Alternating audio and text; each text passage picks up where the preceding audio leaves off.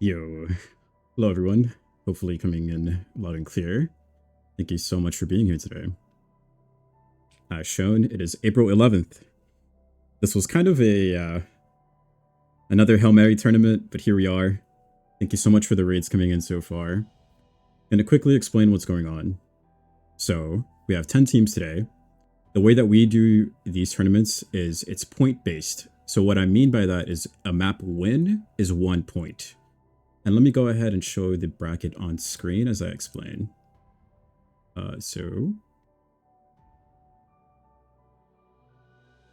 Okay, should be able to hear me over this.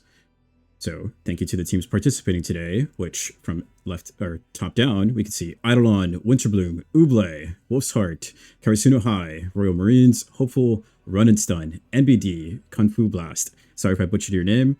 I just read it as I saw it, okay? Anyways, you can see that they'll be playing 3 maps across 5 rounds. All the maps are predetermined, so everybody can play simultaneously. Everything's just ready to fire. They know what map they're playing. We can go right into it. We save a lot of time. This tournament is structured for time. Our intentions are to play everything so we can all go back home for dinner and we're not like struggling. Hopefully we can end under 4 hours. Let me go back to the lounge. Okay. You can see some special things today. Oh my god. I think I watched a few episodes, forgive me. I'll practice it after. But anyways, you can see we're co-streaming with Nasia. Nasia is one of my goats. I think the word goats is still used, right? I think nowadays. We also have another special guest, which I tweeted out earlier today, so maybe some of you have seen it. But Sozu from Japan, the JPCCRC host and main commentator. The dude's like insane talent from both of them. They're going to be Sozu will be restreaming our end on his Twitch channel with Japanese commentary, and Nasia will be showing you guys the other matches that are going to be off stream. So we're going to have some of the games here and some of the games on Nasia's channel. Let me go ahead and explain the bracket one more time, sorry.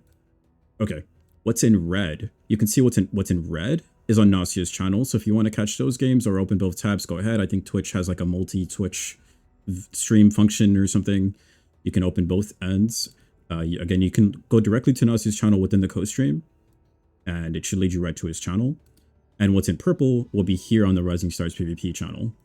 We're going to do 5 rounds, then cut to top 4. You can't see it here on this end, but after 5 rounds, the top 4 point leads will continue to semifinals. Previously, we were doing top 2. We learned from it. We decided, hey, let's do top 4. It seems better. Nasia will stream 1 top 4, and I'll stream the other semis. And then after that, we're going to do grand finals.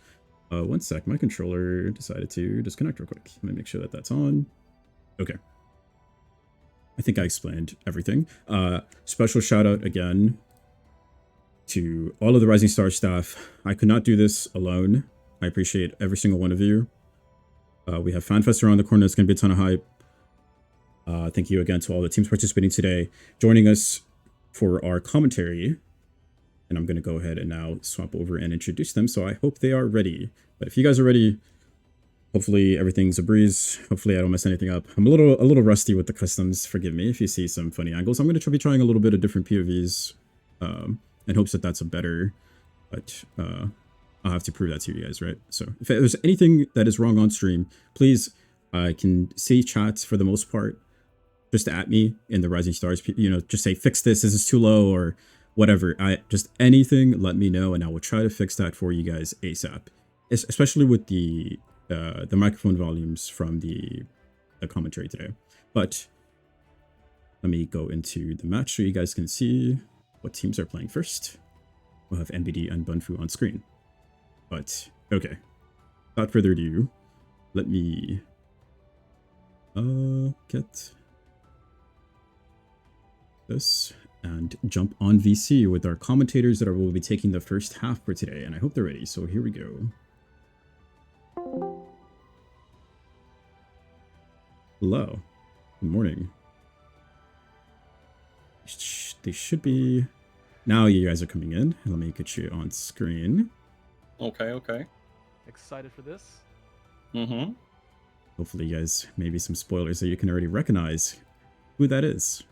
But thank you to Frosty. Thank you to Teammaker. They'll be your commentators taking the first half of this tournament. How's it going, you guys? How's your day? Great.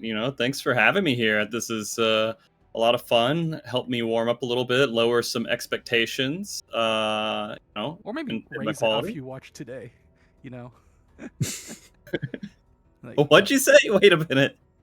maybe raise the expectations after we see No, some matches, there's no raising. We're just lowering. I want to go out on stage at CRC, and everybody's like, "All right, well, it's gonna happen," and then just be mildly okay and impress everybody. Well, can you go ahead and introduce yourself a little bit? We'll start with Teammaker. Hey, I'm Best Teammaker. I'm the guy who likes to scream into the microphone around these PvP tournaments. Thank you for having me on, man. All right. I feel like you should have had more than that. Oh well, I mean, I don't know. I've been Where a little can people busy find lately, you? but I'm very excited. Oh yeah, you can find me on sometimes if I ever feel like streaming again. I'm on Best Teammaker on Twitch and on the Blue Sky as well. Thank you. And Frosty. Yeah, hey guys, I'm Frosty. I am been around Final Fantasy 14 since 2014. It's been a really long journey, and I have plenty of people who hate me, and I'm here today. Yeah, I do podcasts sometimes called Mog Talk. I've hosted PvP events, and I have played PvP before. But Nice. that's me, Frosty. Well, I want to say that even like it doesn't feel like I haven't been here very long, but then I recognize that I have. Everybody that has been here for a long time has my absolute respect. I think the two of you together have put in the work, and you guys have my absolute respect for it. You guys have put in like much more. It's not really like vocalized a lot, so I will personally tell you thank you for what you guys have done for the PvP scene over the last. It's been a few Tuesdays, a few Thursdays, right?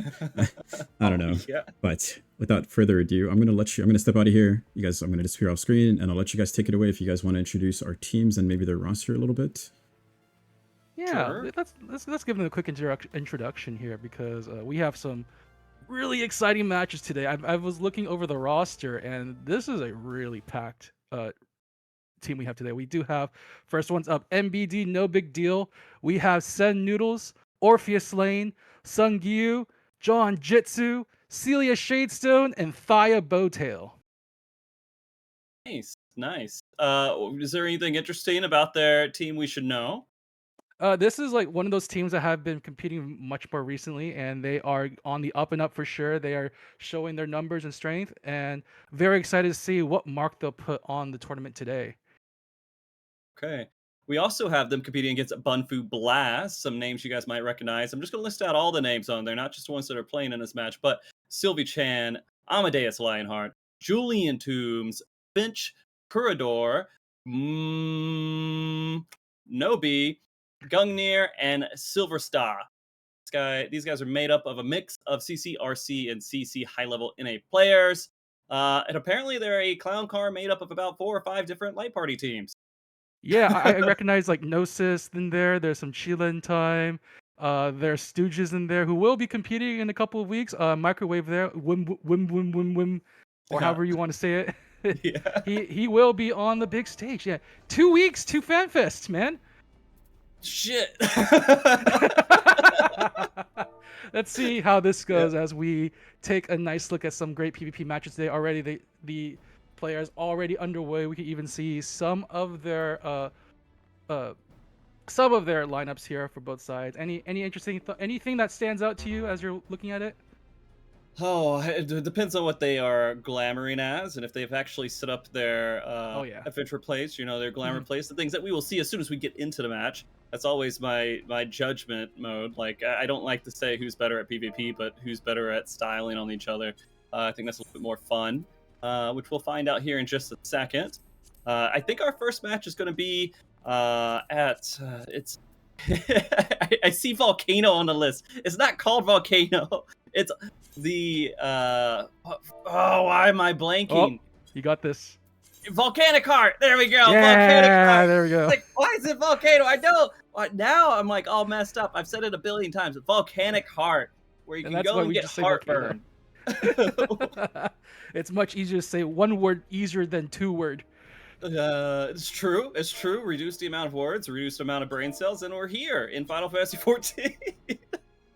Oh man, I'm very excited about Uh, this. We do yeah. see some nice teams coming, but here we go. This is the most important part Yeah. of any PvP event is judging their glamour plates. Okay. We got to okay, judge the let's- portraits. Who has the best synchronization? I think that's is that a DMV? That looks like a A DMV. couple Celia. of them are. One's mildly past DMV. Maybe got TSA pre-check. I don't know. This is Oh, here we better. go. I'm gonna go. I'm Yeah. gonna go with Bunfu. Bunfu actually looks like everybody tried at least to do something. It looks like Uh, a team that's made up of different teams. You know. that would define them very well. Usually this is the part where I'm like, hey, let's do this map and just tell everybody what the map's like. But everybody's watching this knows what the map's like. We only have veteran PvPers watching, right? Only the best of the best here in today's Okay. event in this guard break. But I'm very Okay. excited. This is double tank versus standard comp. This is gonna be very fun. I think like people were a little worried about how strong the tank comps were in Dawn Mhm. Trail in general, but it seems like with the last patch, a lot of the DPS got a lot of buffs. So I'm very interested to see how they approach this. Here we go. Yep, they're jumping right into it. Let's see if anyone's a little bit more aggressive than the other. They're being a little cautious to start out with. We have They- ready to jump on Amadeus is looking. somebody. He is looking for a target. They want to jump on someone as soon as they get open. They're There already we going. go. Hey, Moogle Palm's going off. Can they find anyone on the speed lane? They're not going to get anyone too much right now. It looks like things are just going to back off for the time being as Amadeus just contends on the front line, trying to absorb as much damage as he can. Yeah, they are sitting here. Oh, almost getting Armadeus down. He's not looking like he's in a good position. He had to use all of his stuff, but he actually got to the potion. He is alive now. Orpheus now taking a lot of the heat. All right, once again, both sides just trying to approach here. You gotta be a little bit careful. The double tank lineup is very aggressive, just because of the. But because Orpheus though goes a little too far, they do get the Right. trade for tank for tank. Yeah, that was a pretty good trade here. We haven't really gotten a huge advantage off the start. Both teams are showing that they're ready to do something. They're ready to win. We do have limit breaks almost online here for our Umbra side, already casting the Black Mage LB. I believe they're about to get into a lot of damage, unless if they just kind of let it You go. do have to be careful of keeping. Amadeus does have the limit. Actually, both have the limit break up for the Reapers. So anytime they're ready to get the jump on, just fear a group, get a target off for free. Both sides have to be painfully aware of that situation. Key actually going on, and already launches the Tenebrae. Both of them trying to get any catch they can. Are they going to do it? Key looking very low right now, but Key able to get hit with the guard just in time, so able to walk away safely. Very nice play coming out from Celia, but now going to try to focus on Orpheus. Orpheus trying to make his way around the corner, is able to survive just in time, and now they get the revenge. Ooh, not quite. Yeah, Sid Noodles going down. Armadeus finally going down as the map mechanics are starting. They're going to have to be a little bit careful. Cecilia going down, sorry, is going down. Giving a little bit of advantage here to Umbra as they're pushing the crystal forward. They're going to be a little bit careful, just trying to hold on to this corner as much as they can. They know they have the numbers here a little bit. They are pressuring Orpheus once again. Orpheus is trying to stand in the front line. He does have his limit break at the ready for the Dark Knight, just able to withstand as much damage as possible. But it looks like, once again, Nobun just going to play this one much more safely here. Yeah, it looks like it. I mean, they did have a small advantage there. Now everybody's kind of back and just hanging out. No one's hit the 50% mark at all. They're just kind of jumping around. This is a short map, though. I mean, you can get the 50% pretty quick, but so is Sin Noodles is actually getting so much damage, had to run out.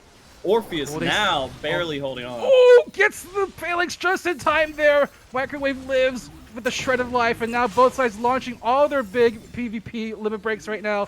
Just trying to find an opening. Once again, Celia protecting the Dark Knight, making sure he doesn't die outside of his limit break. Oh, the laser beams go up. They can't find a stun target. They're looking for more. They really want one, but Amadeus is going to be the first one down. They got the Chocobash all set up around the corner as well. Man, they got the trade with Sid Noodles right after that. Sylvie's getting a little bit of pressure on it.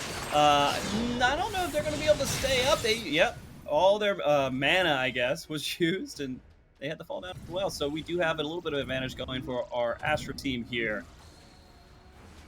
They are still going to try to delay this as much as possible. They do have the numbers to just try to Just force them here, wait for the teammate to come back. Finch, though, a little bit trouble. He has to be careful. He's going to get target. He has the burst just in case. Even gets the guard just in time. Even when hit with the fear microwave, unfortunately, going to have to run away, but he still keeps his friends safe for just a little bit longer, but he will finally go down. But Amadeus walking the point towards the other direction. Yeah, they did catch him out on it, and they're stopping Sit Noodles just kind of hanging out there, making sure this doesn't go any further. Crazy, we're near the 1 minute mark, and we have not hit checkpoint. No, this is going to be one of those games of Volcanic Heart where it's going to be decided within the 50 marker for sure in the final few seconds of this game. And right now, oh, they want the kill. They're a little bit angry about having pushed back. They see Julian. Julian will be caught out. Chase down is going to be real for them, and now they're looking for more. Although they want to get the counter on Orpheus, if they can just get rid of this Dark Knight before the Limit Break pops up. Oh, there it is! Oh my gosh, I got it! Send everything on the Dark Knight. Do not let him Limit Break. Oh my goodness, that was really good timing. Orpheus was just a microsecond away from that Limit Break, unable to capitalize off that. Oh, they even get the Garden Finch to make sure he gets away in the speed lane. The Paladins too are playing at their peak right now for both sides. Sad Noodles on the point, just try and delay things as much as possible. Amadeus will still take him down. Yeah, we really, really need Bunfu to actually push this a little bit further here, as we're just 15 seconds away from the overtime. So many limit breaks are online, though, for MBD. They have to bait them out. Okay, first one down from the Dark Knight. Orpheus going to launch theirs. Just No trying one's on to the point. keep alive. Yeah, they have. Oh, fear! Is this wait. going to be the fear scam? No, not quite. Oh, it's so close. Wait, point. Barely Please someone up point. spin Oh my goodness. Every time. Yeah. This is like giving me kind of an heart attack here. Julian taking so much pressure, going down. Amadeus right behind them. Oh my gosh, it's actually looking really, really good here for MBD. I believe they're going to be able to pull this out if they can finish up this team fight. Well, that's a little unfortunate too, because Julian just used a Choco Bastion but died immediately afterwards, burning it. They lost a huge defensive tool, and now one by one they're going to fall. Sylvia, the only one left on the side of Bunfu, trying their best to live, but doesn't look like it's going to happen. Yeah, there's no way. Well, congratulations here, the team MBD, for getting this first point. That was an amazing game. We already have... I just saw a lot of points go for Eidolon. I guess they had an issue with their match. Ooh, okay. Yeah. Okay. Maybe Winterbloom couldn't make it for that one, but yeah, no, that was a pretty good match. You know, I haven't commentated with you before. It's our first time. I believe. I'd be very surprised if that wasn't the case. But it was fun. There you go. That's obvious. Yeah, no, it's really cool. And what a match too, because this was a very back and forth match. Like you mentioned, this is neither side were like giving any feat to each other, just making sure that none of them could touch the checkpoint in time and making a very tense match. That's how you know like these two teams are really close together in power level. Yeah, and it's so much fun when they're super close together. It's a lot of fun when it gets kind of messy and things just kind of flop around for a little bit. I feel like that was a pretty clean game though. I mean, they did really well. I think both of them really understood timings for sure, when to hit the when to like get those burst downs and just get the kill immediately. But unfortunately at the very end there, it seemed like there was a slight fumble there from Bunfu. They lost like two really big defensive limit breakers that could have helped them push through, and from there it kind of fell by the wayside. I think NBD just did a great job of singling out both the Picto and Amadeus as well, who kept trying to just snake the point, which is quite funny. So what do you think that they need to be doing going forward in this next match, which looks to be Palestra? On Palestra, it's going to be a lot more open for them, so they're probably able to maneuver around more. This is just going to allow Amadeus to just like dip in and out of battles, just trying to find the pickups he wants. This probably will help him a little bit more. They don't have to be as confined in how they want to approach these fights. Okay. Let's see if they fix their DMV. I doubt they. No, they did not. They're not gonna. Right. They're not gonna. Yeah. You got stunned on, guys. It just is what it is. You may have won the match, but you didn't win the styling. They know what's important today. Yeah, which is not the portraits apparently for them. I mean, I guess this is a big conversation.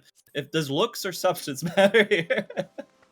I mean, hey, if you slay, you win in everyone's hearts, really. True.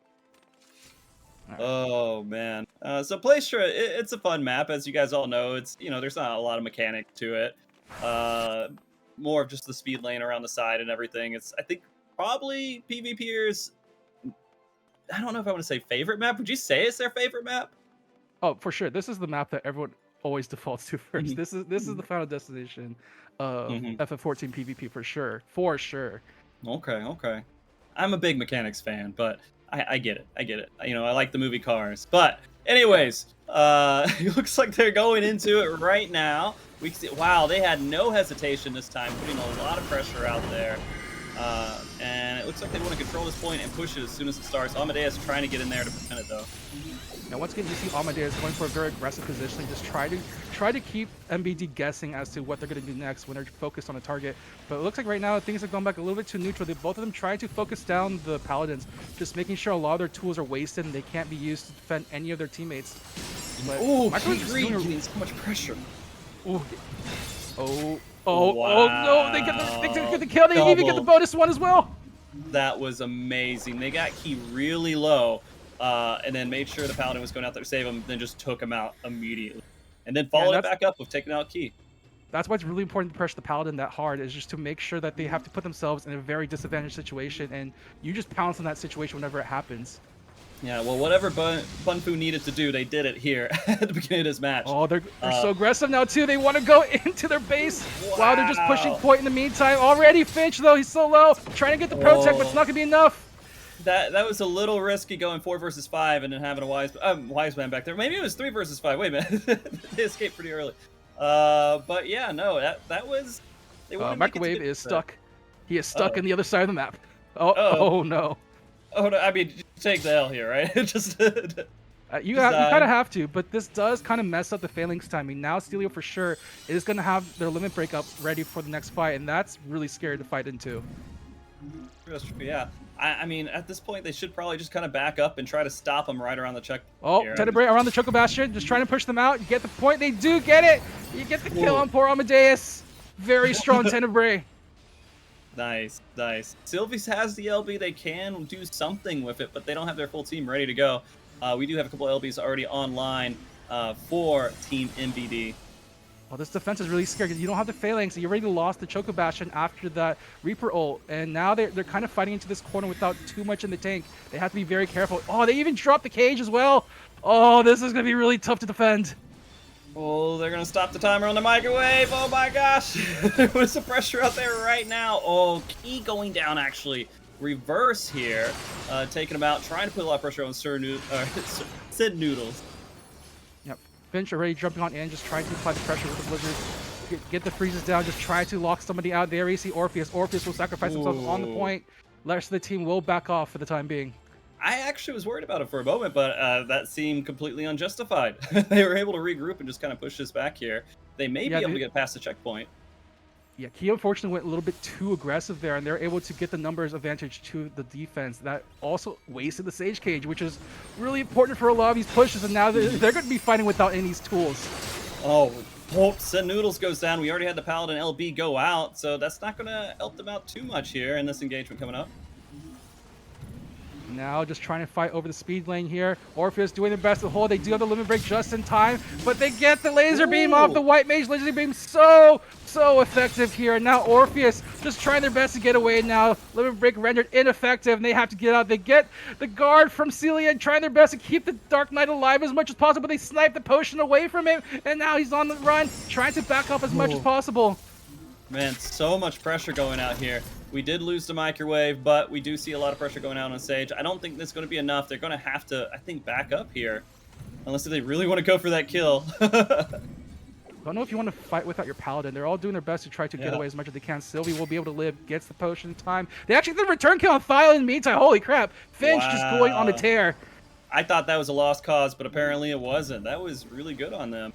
Now they can go back and put some more pressure and send this crystal back the other way. They only got 45 seconds before we get into overtime. Said Noodles, gotta be careful. Oh, escapes around the corner. Justin, oh, it's not enough. They find him on the other side, and now they got the Tenebrae out. They're looking for more. Can they catch Eddie? Not quite yet. They're trying to get Sylvie down using the White Mage LB right at the last second, putting the stun out, taking Key down, and they might get Celia out of this as well. Yep.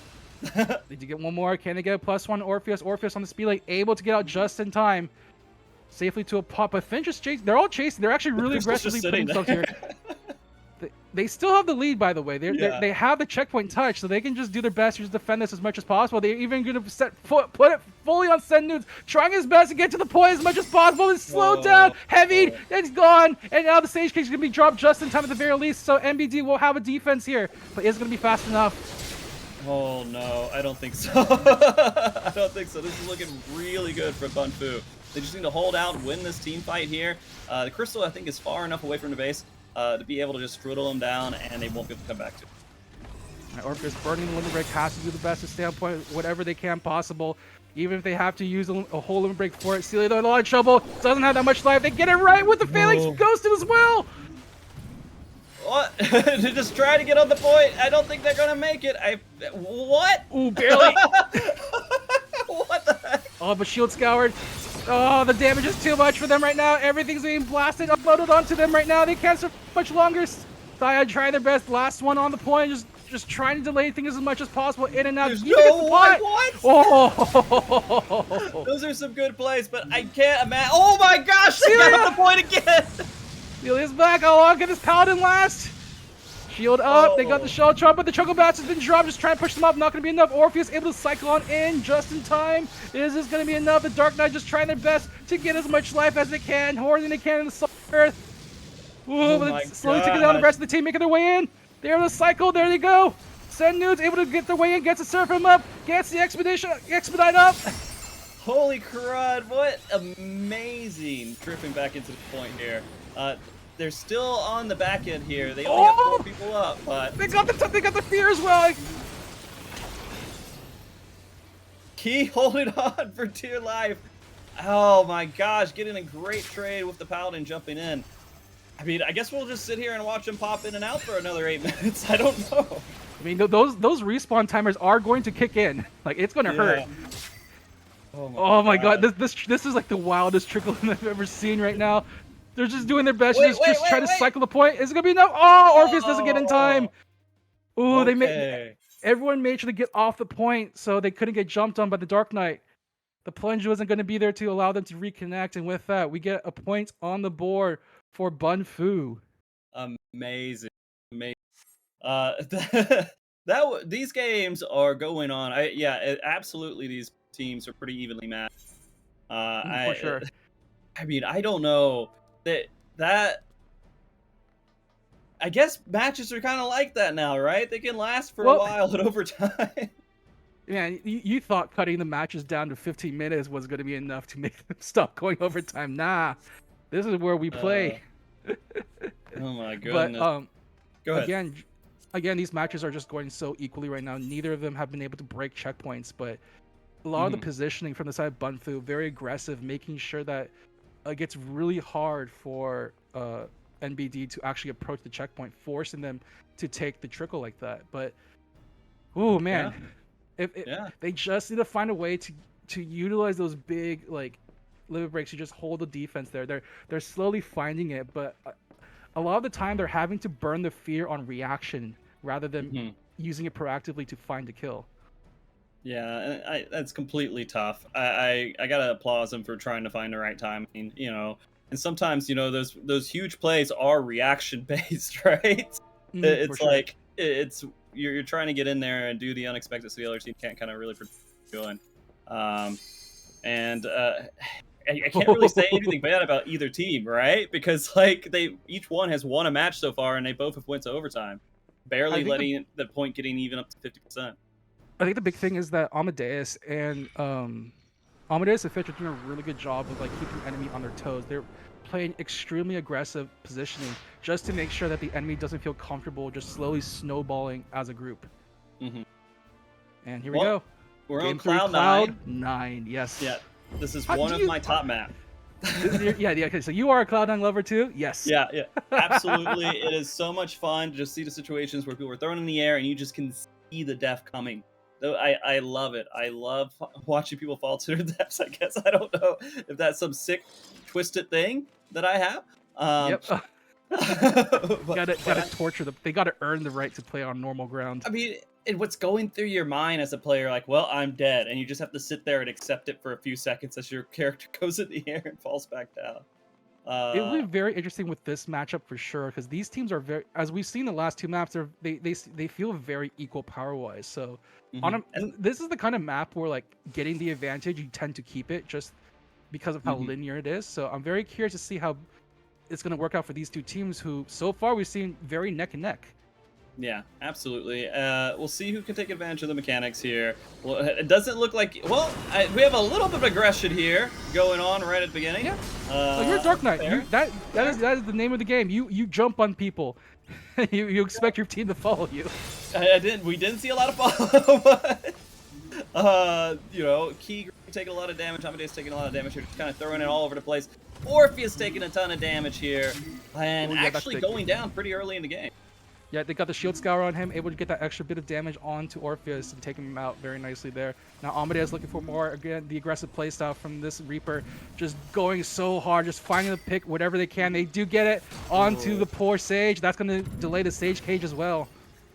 Yeah, this is actually huge. A great start here for Bunfu. After that first game we saw them in today, they're proving that that was just kind of a fluke and that they can pull their own now. They're to play this one safely though. Just hide behind the wall and just let the timer go down. Much more important to have numbers in your fights. Yeah, I can totally get that. At this point, though, this is the furthest we've seen a crystal go between the two teams, and it's getting cheeky freeze. Oh man! All right, well let's see what this engagement looks like. They here. really We want can this Dark jumping Knight. in. Oh, they really want this. They jump on it. Oh, they get Celia with the gun as well. And then now they're very open to jump on the Dark Knight. Oh, this is going so wrong for MBD. Yeah, we have the mechanics happening here in just 17 seconds. 2 players dead for Team MBD. 3 now, holding super strong here on Bunfu's side. We're gonna see any kills happen? The tornadoes are just aesthetic at this point. They're not going to serve any mechanical advantage for the team. They're just there. Yeah. It's like, hey, look, everyone's in the air now. You get a free ride. Yeah, there's like no major. We see a little bit of damage, but they're not having to. I don't want to trouble that tornado. Tornado said, "Get off." Okay, You're never supposed to mind. lose this. The wind is doing something. Holy crap! Bunfu literally coming in super hot here at the beginning, just destroying Team MBD here. That is amazing. I think moments like this, Yoshi P has a favorite team in these matchups for sure. Yeah, something's going on here. I mean, Orpheus is probably, maybe he's gonna last past this, but yeah, it Doesn't looks matter. like they might get a re. But They're leaving him alone just to contest point, and there's not much that the rest of the team can do about it. Senus will drop the river, just trying their best to mitigate damage, trying to pump the team as much as possible. Can they get a counterattack here? They're actually looking for Amadeus in a lot of trouble right now. He's out to get blasted out. This might be the beginning of a comeback. Numbers are always important in team fights like this. They even get the Sage cage down. Oh, Microwave just trying their best to fight into it, just making sure to delay as much as possible. Yeah, they're going to play this one safe. Yeah, I would pull back at this point. They have such a huge lead. They can let them come forward a little bit and just push it back when they have numbers up. 2 people being down, there's no point to do any kind of engagement. This is still a really bad situation for MBD because you're going to be fighting into so many limit breaks. We already have the Reaper limit break, the White Mage limit break already coming online. Microwave already is going to come back with the Phalanx as well. You're going to be fighting into a corner of all places. This is not a great fight you want to go into. Yeah, and it looks like they're prepping here for this next team fight. I mean, there's poking just a little bit. If Sealy can delay things long enough for the rest of the team. Oh, no, they're jumping on it. He actually wants to go on the aggressive, but now they get countered upon. Oh, they're jumping on in. Now they have a counter spin as well on the shield. Oh, poor Key.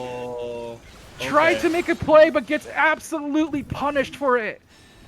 Yeah, I mean, they did get the point over a little bit here. They just need to make sure they keep... They need to keep people alive so they can actually get a really good engagement going on. Push it forward. Orpheus taking a lot of pressure now, too. Limit break's almost up. It's a little bit more delayed. Oh, no, not even. Well. When's that next tornado coming? Yeah, 35 seconds. Yeah, 35 seconds here until overtime. Again, a Not looking huge good. lead for Bunfu. I mean, They can just leave the point and just aggressively camp the spawn. They don't really need to worry about pushing it any further. yeah. They What have should 20 MBD seconds. do? What should MBD do here? Run. You need to go now. You only have 20 seconds to get to the point. Yeah. There's a giant wall called Bunfu in your way, though. Orpheus though, he's gonna try and get over there. Oh, can he do it the freeze though? Oh no, it's Oh not my enough. goodness. Celia there also has to jump on in, doing their best. No, the laser beams. They even had to drop the river, but it's not gonna be enough. Oh my gosh, Bunny Martial Arts wins yet again. What an amazing match here on their side. It was so even the last two games, but this one 100% goes in favor of Bunny Fu. Yeah. Bunfu. Bunfu just immediately jumped on top of the poor Dark Knight Orpheus, trying their best to just initiate, but immediately that's the target. Get him out there, get him out. Mhm. And from there, it Yeah. was just a numbers game in their advantage the entire way. Yeah, man. Well, that was a good start here. You know, it's been a second since I've been able to get over here on the caster's desk, and this is just seeing the insanity that can happen. I mean, that was completely unexpected by me. I wasn't expecting these guys to run into a very lopsided match at the very end. You And, got to you do know- what you can. So Yeah. But I mean, MBD is an extremely strong team, and they did really well. I do want to give a lot of kudos to those guys because I do recognize a lot of the the names on that team, and these are extremely skilled players who are doing really good in the CCRC prelims and matches that we saw there. So, huge props to those guys. I mean, they're not done yet. They got 1 point out of this round. Bunny Fu getting 2 points, and the rest of these games matter for where they're going to be placed at. Just to go over some of these, do you want to go over the point totals that we have so far? Oh yeah, let me just swap on over. So we just look at the first rounds already finished. Again, most of the other rounds looks like are kind of expected clean sweeps. It looks like from the Oh, do you think so? upper teams. Okay. Eidolon with the 3-0 over Winterbloom. Uble with the 3-0 over Wolf's Heart. Karasuno High with the 3-0 over Royal Marines, and Hopeful with a 3-0 over Run and Stun. So yeah, about Okay. honestly, this is probably the most even of the groups especially. Okay. Yeah, I'm super excited for it. You know, Eidolon being one of the teams that are going to be going to the CCRC, correct? Yes. So, yes. I mean, they're all like huge friends, longtime friends. They are Mhm. extremely strong team. I had and- the Go ahead. pleasure. I had the pleasure of watching them rise up the ranks back at the Rookie Rumble in Endwalker. Oh. One of the stipulations is once you win a Rookie Rumble, you are banned from Rookie Rumble, and these Okay. are one of the teams to do it for sure. And I believe they are the winner of the Rookie Rumble Runback, where all the winners of the Rookie Rumbles played in a tournament match, and I believe Eidolon came out on top. So definitely one of the top teams in the scene at the moment, and one of the teams I've had the pleasure of casting multiple times, and Mhm. they're facing another team which I've had the pleasure of casting multiple times. This is the Australian team, Oh. or made of players from the Australian scene, Uble. Mhm. Hey, do you like playing with like 100+ ping or whatever? I 800 used to ping maybe? play. I used to raid on EU for a little while, Yeah. and I healed and stuff. And I get it. You press things a second early. Yeah, It's just what it is. This is the team that I swear ping doesn't exist for them. They play at a high level in every single region they're in, whether it's an NA, whether it's EU, whether it's JP, whether it's OCE. They are one of the finalists from the EU CCRC from before, and they are in contention for winning the EU CRCC this year as well. Okay. They Not are a Surdo. very scary team, very aggressive team. Right. It's Sir Sarek though, not being one of those members, right? Yeah.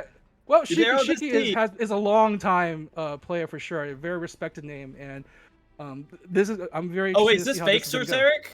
Yeah, this is Shiki, I believe. Oh my gosh! Why you gotta trick me like this, man?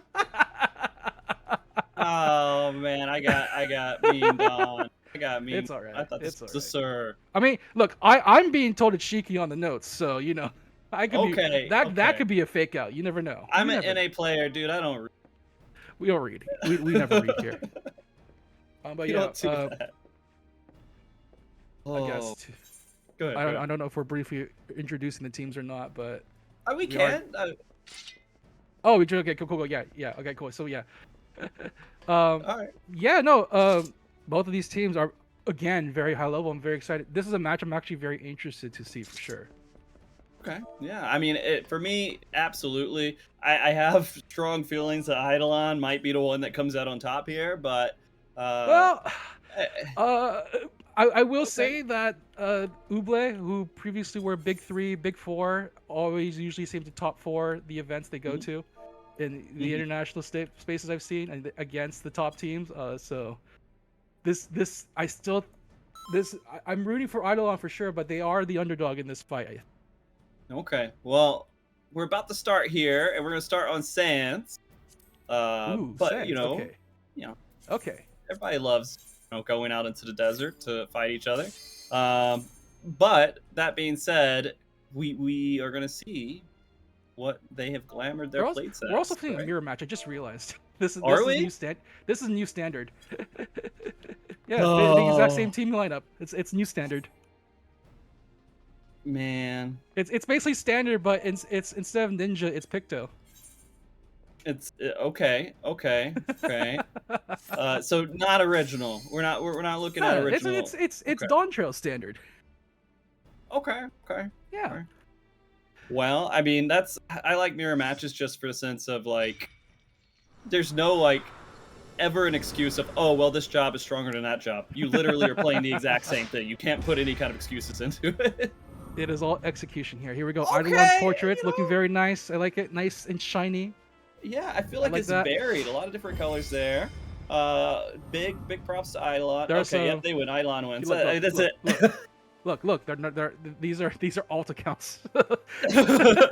Well, It's fine. a real stylist would make that like a thing, right? It doesn't matter what account Mhm. you are. The first thing you do is you set up your plate. Yeah. So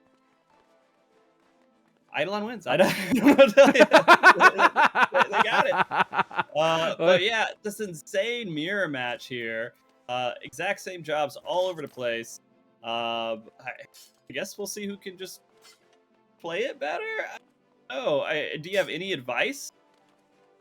Not advice, but I think one thing you're going to see very early on in Red Sand is that the big important part is whoever controls the middle the fastest. It'll be very interesting to see what they decide to route and who decides to stand up in the middle first. Controlling this middle space is really important because, especially, well, they're not playing White Mage, so it's not as scary to defend at the 60-second mark with the laser beam. So, but you still want to control that middle space, and it looks like both of them are going to contest it immediately. Wow! Immediately jumping in the Okay. middle, delete it from the start. Okay. And the slight disadvantage of this lineup is that you don't have a paladin to protect whoever's jumping on in. So you have to play your heart out, and Sir is doing his best to play. Sir is the imposter is going down. Celeste took a little bit of pressure, but I mean they have a very good start here. Very impressive start too, just immediately jumping on the Dragoon as soon as he jumps on in. And now they get the early lead, they get the early pop of the Red Sands. Let's see what's going to be. It's going to be Antlion, so no scam, no Lunatender scam here. Not like we saw in the CCRC. I mean, it's going to be really funny every time Lunatender comes up front and it's like, oh, Yoshi P has a clear favorite there for sure. Man, okay. Well, we Okay. see them push it up here. It looks like they're going to get into another engagement here right off the bat. Oh, they but immediately take out Vestel the stuff. delete it. Yep, I mean, these are very explosive comps too. Once you get a knock on somebody, it's very easy to just like focus them down, and just like that, they lose one. They're looking to lose Neo. Neo's doing his best. He's getting healed up very quickly, and he's gonna survive for the time. Ooh, get the return kill as well. Really good trade here. I mean, again, just delete it, right? We don't have the paladins going in and doing covers, extending stuff. Gojo going down though here. The gas is set to go. Get the kills now as soon as possible. They don't have to worry too much about point. They just want to reduce numbers as quickly as possible. They even catch a couple on the speed lane. Neo though, ooh, just hiding on the speed lane a little bit. Trying to push this huge advantage back, but yeah, they're getting a lot of pressure here. Celeste getting almost taken out. Maybe getting away. They might have to be forced to use their Limberics. Oh, here we go. Chocobastians drop down. The River's going to be dropped down. It looks like Uble are going to use all their Limberics just to try to break this as much as possible. This still might be in favor of Eidolon, though. They immediately step on back, and so much of that pressure is kind of gone. Now they set up their own Chocobastions, too. Yeah. I mean, Sir going down, the imposter yet again dying, but it was a trade-off between the warriors, both going down. A lot of pressure going out between the other players, but it doesn't look like we're going to see another death just yet. Yeah, Middle Ovu just trying to just apply the pressure here on the front line. Dragoons can be a little bit tanky, thanks to the roar as well. If they can just get a nice 4-man roar, just keep themselves nice and stabilized on the front line for just a little bit to let the rest of the team go. But Eidolon are playing this really well. They are playing this so safe. They want to make sure they have the entire map without being too aggressive. Look at that, just backing off right now and force them to come out. I mean, Eidolon has such a huge lead right now. They don't have to do too much. They can be safe about it. They're going to probably try to jump on him right here. Oh, they're a little bit stuck. Celeste jumping on, and they see Sir around the corner. Oh, they're immediately jumping onto the warrior and pop back out. Very nice aggressiveness. Can they get the follow-up, though?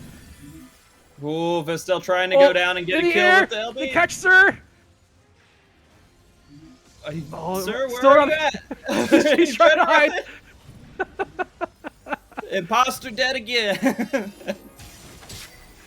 They are doing their best to try to find the openings here, but Eidolon is giving them none whatsoever, and now they're just running down the stands here one by one. Ooblet falls. Honestly, this is a bit of an upset.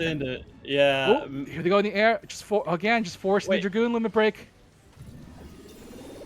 Yeah, he actually tried to get a little bit too. of damage out there last second. Oh, that's so bad.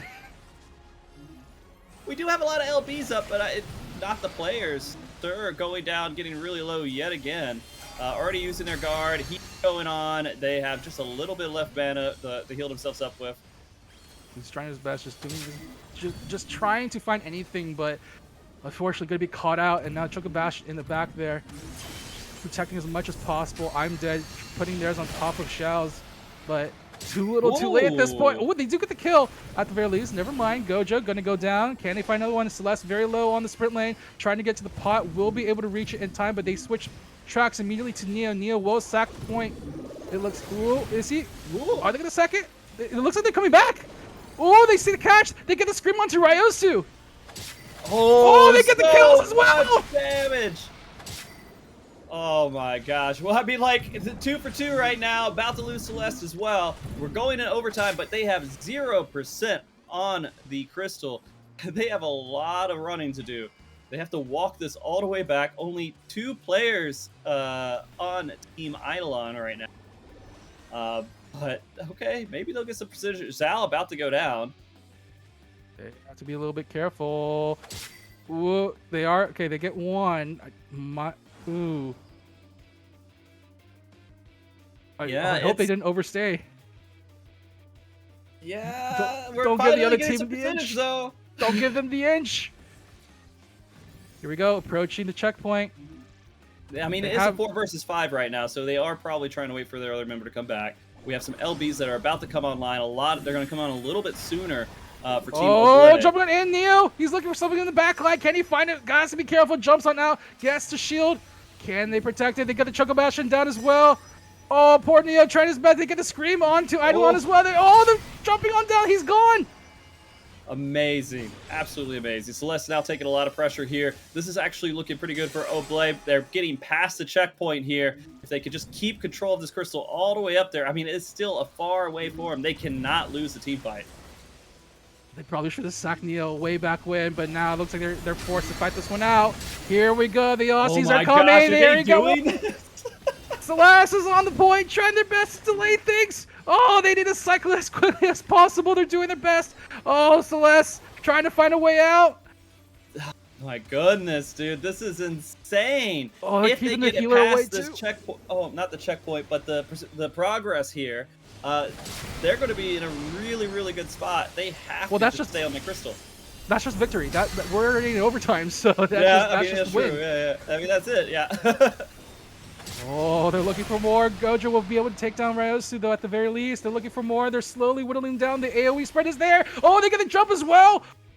Amazing damage went out here. Oh, Sir, though, Leash of the Scream. He's going to have the healing coming in. No, he's not. They kill him before he get any swing off. We do have Middle Ovo with their LB ready to go. They can, hopefully. No, it's getting a little late for that. Oh, this is not good. Ooh, okay. I mean, that's it. We got Team Eidolon. That was very scary, really, really good comeback. Holy crap! I was not expecting that near the end. I mean, all of their percentage happened in overtime. That 88.2 I percentage. mean, dude, Uh, you cannot let the other team have that kind of chance. That they will take it all the way no matter what, and whether it's no matter which team. But oh my I god, like this meta. I like this meta. I like this party comp. This is like you like standard now? aggressive. I like standard now. I think You I'm like a standard fan. Ah, there we go. We got him, guys. I We made Frosty a love the standard fan. We did bloodiness. it. No, but yeah, these comps tend to lean very aggressive as a point of that, and we're seeing that in full play right now. Both sides just making sure find the openings with the warrior and just go in hard. Yeah, man. I don't know. I'm a huge Paladin fan in my heart, right? That's when I was going really hardcore, going up the ladder and everything. I played Paladin, and I'm glad it's still very useful. But it does make things kind of. It feels bad when you're trying to kill someone and you're like, oh no, never mind. Covered, using a potion. This feels like just Ooh, bloody I see a good. switch. I'm dead. Going to Gunbreaker. Okay. So can you explain to me, Ignorant Frosty, what that means? Ooh, Gunbreaker and Summoner. So this is a very big this is a big AoE comp. This is go in hard. Especially because we're going Bayside. Yeah, base. The one with the Bayside's very bloody start, right? Yes, this is a very compressed linear map, so it goes perfect for like big AoEs, stuff like this. And the other side aren't seem to be running much that stops it. So if I'm dead, can just go ham with the Gunbreaker, it becomes very scary because the Gunbreaker Limit Break, if I remember correctly, does have damage amp. So if they just spin on somebody, that person is going to feel a lot of pain. Oh, and man, because there's not that much defensive, not that much defensives on the other side either. Well, I mean, go ahead. Yeah, I was just say you have the Picto Shield and you have healing. You have burst healing from the. Did they add a DMV portrait? Probably. Honestly, probably. At this point, you never know. Okay, well, we're gonna see what Umble can do with these comp changes here. Again, this start is renowned for being like super aggressive, jump in and do tons of damage. Everyone's just grouped up here, so getting a lot of AoE out is extremely strong, right? Yes, this is. I am curious though, because they still have Choco Bastion.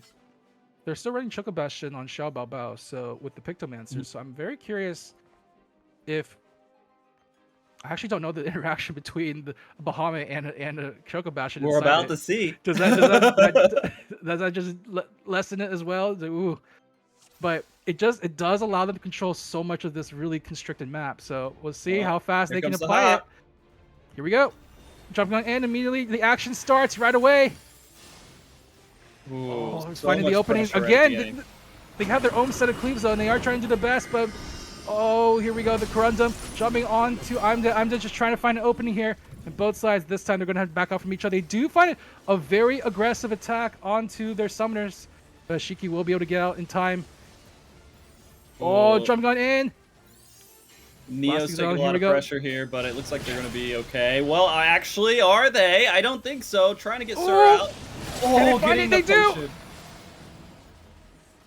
Oh my gosh. Yeah, that was amazing. Neo barely holding on and being able to take advantage of the summoner here. Fake Sir dying. All right. Holding on to this corner is really important. Just trying to make sure that no one can jump on. I'm dead. So if you notice, the Gunbreaker already has their limit break. That is how fast that goes now. That's insane. Okay. They gotta be careful. Whoa! They get the trades. Still gonna be even for them. Just trying to find the opportune moment. There goes the Gunbreaker LB. They're just pounding on poor Neodymium's shield. This is gonna be enough damage though. They are gonna be able to back out. And now we're about to have Dragoon LBs go off at the same time here, I'm guessing. Oh, middle going down. Catch middle. We can use it. Yeah, hits him on the back jump, and now get the numbers in their advantage there. They're already still pushing it. Oh, but hey, wise man. Someone's wise man the point. They do catch it just in time, though. Oh, man. 89%. Huge start here again for Eidolon. But we've proven since last match that doesn't mean a lot. I'm dead is dead. There's so much AoE damage blasting out from left and right, but Ryos has to be very careful. They find him around the corner. Oh, they catch him out. Poor Archer's dead. They can regroup. They have a lot of LBs that they can run with and actually do something with it, but they don't have time. They're at 97%. They have to keep somebody here. Stop this. They don't have anything to stop this aggressive wave. Wait, why'd you jump? Trying to jump in the air. 99.5. Oh, they killed Sir as well. Shiggy still has the limit break in hand. Oh, never mind. They got pushed off. That was short. Well, it's a 2.5 minute match here. Holy crap. Yeah, just pure control for the weight of Eidolon, just making sure that Ubla just had no foot in the race at all. Yeah, I mean, I give them applause for trying something else, putting on different, comps out there. But unfortunately, that didn't work out at all. It didn't go in their favor. So I'm curious if they're going to go back. It does look like they're swapping a player out. Yep. They have the match win, but there's still one more map to play for points. Yeah. And immediately, I'm dead goes straight to the Paladin. I think they're like, okay, this other team's too aggressive on this. We need some form of protection. I love them, but I understand the dismay. But okay, so they're going double tank, yeah. Just double allow tank? them more aggression, more control on their side between the warrior and the paladin. Mm-hmm. And you combine it with the scholar for the extra damage amp as well from tactician. Okay. See if they can actually make use of that. They're swapping out. Sparrowhawk is now coming in for I believe Team Eidolon. Yeah. Oh wait, do I have that mixed up? No, that's Eidolon, yeah. Why is it Sparrowhawk on the roster? Yeah. Okay. it's not on the roster for him, so I don't. Okay, maybe I just got the names mixed up. But okay, what can our team do here? Come back here on this last, which is Clockwork, which I will say I do think is my favorite. Oh, even more than Cloud9? Even more than Cloud9. Ooh. There's just so much fun in this map that you can get tinied for just being a little too goofy. You can get slashed up by trying to just stay in that AoE and push the crystal a little bit more, try to get that last hit. You get flipped with the bats. I don't know. It's just so much fun. A map well favored by warrior players for sure. Just being able to blow down control all over the place. Keep people sitting on a mat for that very purpose. And both sides now featuring warriors as well. So we might see very hilarious going into this fight. Okay. Well, sorry, my throat is getting a little dry. I had to drink a little bit of water there. I mean, we've been talking for about an hour or so far, just straight. Oh, that's how it be sometimes. But that's like, how here we it go. is. At least we're on to the stage. At least we're not having to play too, right? So that works out. I think Eidolon are also switching up their portraits for you as well. Yeah, I appreciate it. We're getting pseudo DMVs now. Come on, guys. We're trying to advertise PvP, okay? we want people to be like, "Whoa, look at those cool portraits! They're so amazing, dude! PvP's awesome!" Not like, "Oh, look, the PvPers, they just sit there and look at a camera." All right. That's all right. Well, I mean, this is still a pretty good matchup here. It's still very similar. The healers are a little bit different, but I'm guessing they're going to play a little different, right? Still super aggressive here from Eidolon. Yeah, nothing too much. They just swapped around some of the jobs a little bit, but I think just to get everyone practice. Honestly, like this is a good time for practice for when you're coming to to FanFest. So any chance that Eidolon can get to get the points in, they'll do it. And here we go, jumping on in immediately onto Xur, but they just kill him off immediately. They took Sparrow out of me. He came in to play and help out Eidolon, but unfortunately didn't get a chance to play for too long. Playing on the mats just a little bit, but for now, Eidolon will be controlling the point for the time being, just going on forward. Gravity, a stray little Gravity, just hitting some members of Uble. Nothing too much, but they are getting ready for any attacks there. Actually, forcing the Tommy flips just a little bit. Oh, jumping on in on top of I'm Dead, trying to get to the point, just trying to protect the team as much as possible, but a little bit too far forward. Oh, no, they get the counter on Neo. Middle Ovo getting a lot of pressure here, running away though, should be able to escape. Okay, that's a good pick here at the beginning, giving them a little bit of an advantage over Oblé. And they're trying to chase them down here, getting any pickoffs as they can. Middle Uvo actually coming around the other side. They actually catch up Vestel. Vestel gonna be taken out. Okay, that's pretty good. They're just following this up, making sure Eidolon doesn't have players that can really do too much and keep pushing Crystal. Hopefully they'll be able to get 50%, but we are about to see the mechanics come out for the map. The parade is going to start. The gold is going to fall into the map. We almost have everybody at their LB, so they're not going to get too much use out of the coins, except for just topping it off, I guess. Here we go. Here comes the first puppet onto the field. That's going to be a look away. No one look, please. There we go. Good job. No peeking. All right, jumping on in, just trying to find any way forward, but Uble immediately ready, but they get the scream onto I'm Dead, preventing any defensive play, getting the kill immediately onto the Paladin. No cover shield. To get a kill. Oh, and now they get a second one as well. There we go. Can they find a third? They see Ryosios around the corner. Ryosios attack the point as much as possible. Yep, the rest of the team immediately on the other side of the Xanatescu from the puppets, so no help there at all. But they are going to sack it. Just let the rest of the team revive. Yeah, I mean, they just have the crystal now. I mean, we are 50% to 50%, so super strong start. Now it's going to be break the checkpoint. This is going to be, they got to break the checkpoint now. Look at all those LBs. Oh, a very nice preemptive Choco Bastion. Getting ready to reposition if they need to, but again, doesn't look like they're going to. Celeste going to be dropping the river, getting the buff and the mitigations, trying to do their best to hold on, and now they see Xur. Xur going to be immediately healed up. Lots of pressure coming in. We're going to see if middle can get a lot of damage. Oh, Neo getting really low. Oh, unfortunately, it's flipping back on him. All right, nothing too much happened. They're able to mitigate a lot of it even through the Primal Screams.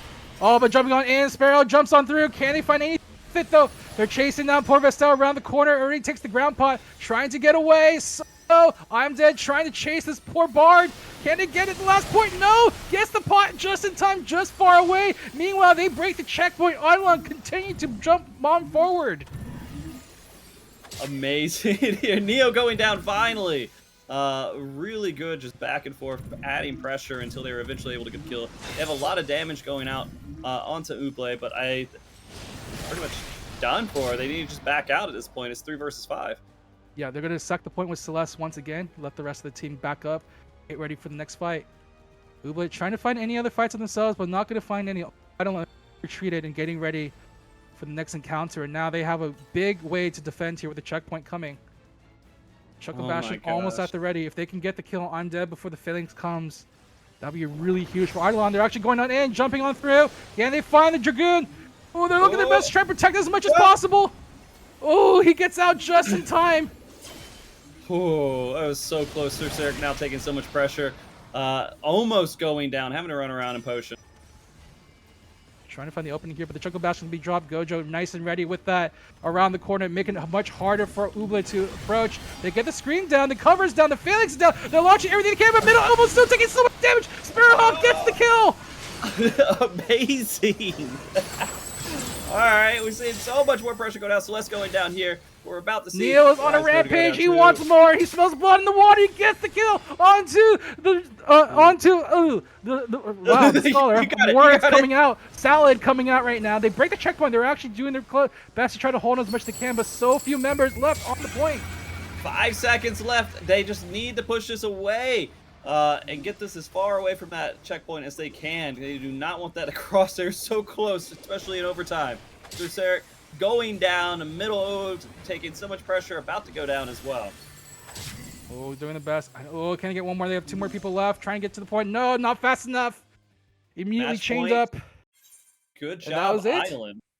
Eidolon with a 3-0 over Ubla. I'm honestly, that's amazing. Yeah. Well, wait, did any? Yeah, they did. Yeah, a Holy clean crap. 3-0. And they won their last 3 as well, so they have 6 points in total. They have a very strong start here. Both teams playing extremely well. Got to give props to them. Uble proved, they can still hold their own. They weren't able to get a win here, but those games were a lot of fun to watch in general. It was just a ton of like a bloodbath, man. Honestly, Eidolon were just playing fantastic throughout the 3 games. Yeah, and that's what we can expect on stage too. Yeah, exactly. Like you guys are gonna love that when they go on stage, especially against all the other teams. Like they are playing very nicely right now. Oh man, they're doing such a good job, like catching out these key players at the right moments. And Neo, big love for the Warrior Neo. Yeah, I love Warriors so much. PvP, I feel like they just provide a lot of fun. And Neo proved that he knows what he's doing with it. So we're going into round 3. I'm just waiting for that party finder to come up, and then we have just a point review. Eidolon with 6 so far, and Corazano High, which is also another CCRC team, Big Goat City, right? Yes, that is the team to watch for sure. Yeah, they both have 6 wins here. Hopeful is I don't know if they finished up their last, but they have 5 so far. They might be running it to 6 points overall so far too. But the next team we're gonna see is Corazano High versus Hope, which again, both extremely high point teams right now. I have a lot of hope for this. I guess. So okay, you want to? Do you want to talk about Hopeful? I'll let you talk about Hopeful. Yeah. I need to make sure I'm looking at the right team. Okay, so these have members. So this is an EU team, actually, I believe. Okay. This is an EU team. Lot of members are EU CRCC champions. They are in contention to win the CRCC EU this year, and honestly, Karasuno High, aka Simbon Zakura, aka Big Goat City, aka whatever name they decide to play for the time being, are the uncontested best North American team. They have been like practically unstoppable. This is one of the teams that actually stopped them. Oh, okay. Or at least had members from the previous iteration, BCA Curious Impact, that stopped them. And it's also one of the teams that popularized the triple tank format for a little bit. And it made us a little bit worried in the PvP scene that the meta was going to be very tanky. I mean, that's okay. it was we were like, oh, this composition is very good. Man. But I noticed all their players have Meow at the end of their name. Yeah, that's what they do. Okay. They like doing that. All right. I don't know. You got from Hopeful, you got Emmy Meow, you got Sabo Meow, Raiden Meow, Lulu Meow, Dead Rice Mutombo, and Shimori Bunihara. Okay. I'm expecting a lot for him. I want to make this joke. I want to say I'm hopeful, that they're going to make it. Maybe they're the hopeful team here, but it feels so lame. I can't do it. I'm just gonna, say I thought about it and so retract you're it. You're cheering for Team NA then. I mean, yeah. that's what just to make it clear. I mean, I recognize a lot of the names of Corazano High as well. They, like you said, they were like one of the strongest teams out there. But these guys were PvPing when I was out there laddering up and ranking up and stuff too. Yes. So I have a lot of respect for their team in general. Go ahead. Like no kidding, this is the team to beat. No matter the event, like this is the team that like you always have to look out for. Yeah, Buzzy Wuzzy, Eyes, Sinusu, Ellie Meep, Cora Meow. They have a Meow at the end of their name too. Oh yeah, they do. Yeah. Mountain Boot, Tomoko. These guys are pretty amazing. I believe I Sense You, Ellie Meeps, and Pecora are CCRC NA2. I believe they're the champions. Yep, that sounds extremely familiar to me. I remember I put together a tournament before the last CCRC called C3, Mm, and we gave out some keyboards to the winners, and they yes. brought those keyboards and played Ooh. on stage. I can't remember if it was them exactly. I'm trying to remember the exact player who did, because that was an insane time in a Fan Fest 2023. But it was just weird, you know. Does it feel like some of the strongest people in the world at PvP for Final Fantasy 14 coming and using equipment you gave them to win That's on stage? you know what? You did it. I did it. I did You it. did it. I gave them the guns. No, I just Okay, but we do. It looks like so good news. No tank meta insight. Instead, we're going straight into a double healer versus standard setup here. Ooh, Okay. already here we go. Red Sands again to start this off. Extremely hot map here. I don't know. I've never got attached to Red Sands, to be honest. I like I Red know a lot of Sands. people like it. Yeah, It's just never stuck with me. I can't say it's why. it's cool until the first mechanic is Lua Tender, and it's like, oh, crap. Especially when you're on the losing side, it's like, oh, did you really have to give them extra shields? Come on. Okay, real quick, we have some portraits here that look pretty good. Okay, already failed. One DMV knocked them out. All right, that's it. Karzana High wins the portrait contest. Yeah, so Karzuna High, you are a fervent supporter for now, Yeah, for sure. yeah. I don't know. I feel like this map in general has a mechanic that bothers me, which is a forced run through region that you just have to do, and it seems you have to You don't take have this to do longer it. path. You don't have to. Who does it? I mean, I've seen people not do. I've seen Have people you? not do it. You Yeah, see people- yeah. Why I not? mean, it's safer to get the Oasis for sure, but I've seen people not do it. Do it because they're not worried about losing, or just like do Well- it because they feel like there's an advantage to not getting. I mentioned before, it becomes very important to control the middle as quickly as possible. So if Okay. you feel like getting there first is that important, then that's definitely an option. But both sides opting for the same path through the middle, through the Yeah. Oasis. So both of them making sure they have the extra heals, because it's always useful to have. And it's going to be It is. Karasuno High, actually the first one to hit the middle. So they are going to be the ones in control of the neutral just a little bit here. They have I the don't- high ground, as they say. Yeah, I feel like we saw for sure Hopeful just kind of let them have it. They didn't seem to put Goat in the middle or even try to. Yep, just poking at each other. Just looks like they're Mm-hmm. going to wait for a little bit of their timings to come out. Yeah, they're just sitting there. You Yeah. first. No, you. No, they both understand that the first one who jumps is probably gonna die. Like they're gonna get focused, stunned, and just killed. So They're trying to bait they're him out. Yeah. they're trying to be very like they're trying to force certain cooldowns out. There we Trying to go. trying to wait for cleanses to go away as well. Cleanses definitely changed the Dawn Trails recent days, so definitely much more powerful. They have to be careful Wow. about. Ooh, This both is of the them most careful I've seen teams in a long time. That, Yeah, no, that they're- region meant nothing. big respect between these two teams. Yeah. Well, holy crud. All right, Jay trying to poke out there a little bit, getting some pressure. Let's see if that was a mistake. Doesn't look Poking his like head it. out. I mean, again, they have double heals for the core between core and mountain, so it's not the biggest worry to step your face out. And actually, it's Okay. gonna be Dead Rise, gonna be pulled on in just a little bit. Gonna jump back and launch the worm, but it's not gonna be enough. They get the cover. They do lose the cover. This might be it. They're gonna jump on it now. Sabamiya already using cover shield, and now they get the first kill immediately, just like that. Okay, it took 45 seconds before the engagement, but they did get Emmy Mao down. We see the mechanics going out for the map. Lots of healing and lots of just dot damage going out. Sabo does drop the failing sports in the back, both dropping again. Yeah. Both Chocobash is also used as well. Oh, Buzzy! Jumping on in the middle. Oh! Explain those kills, please.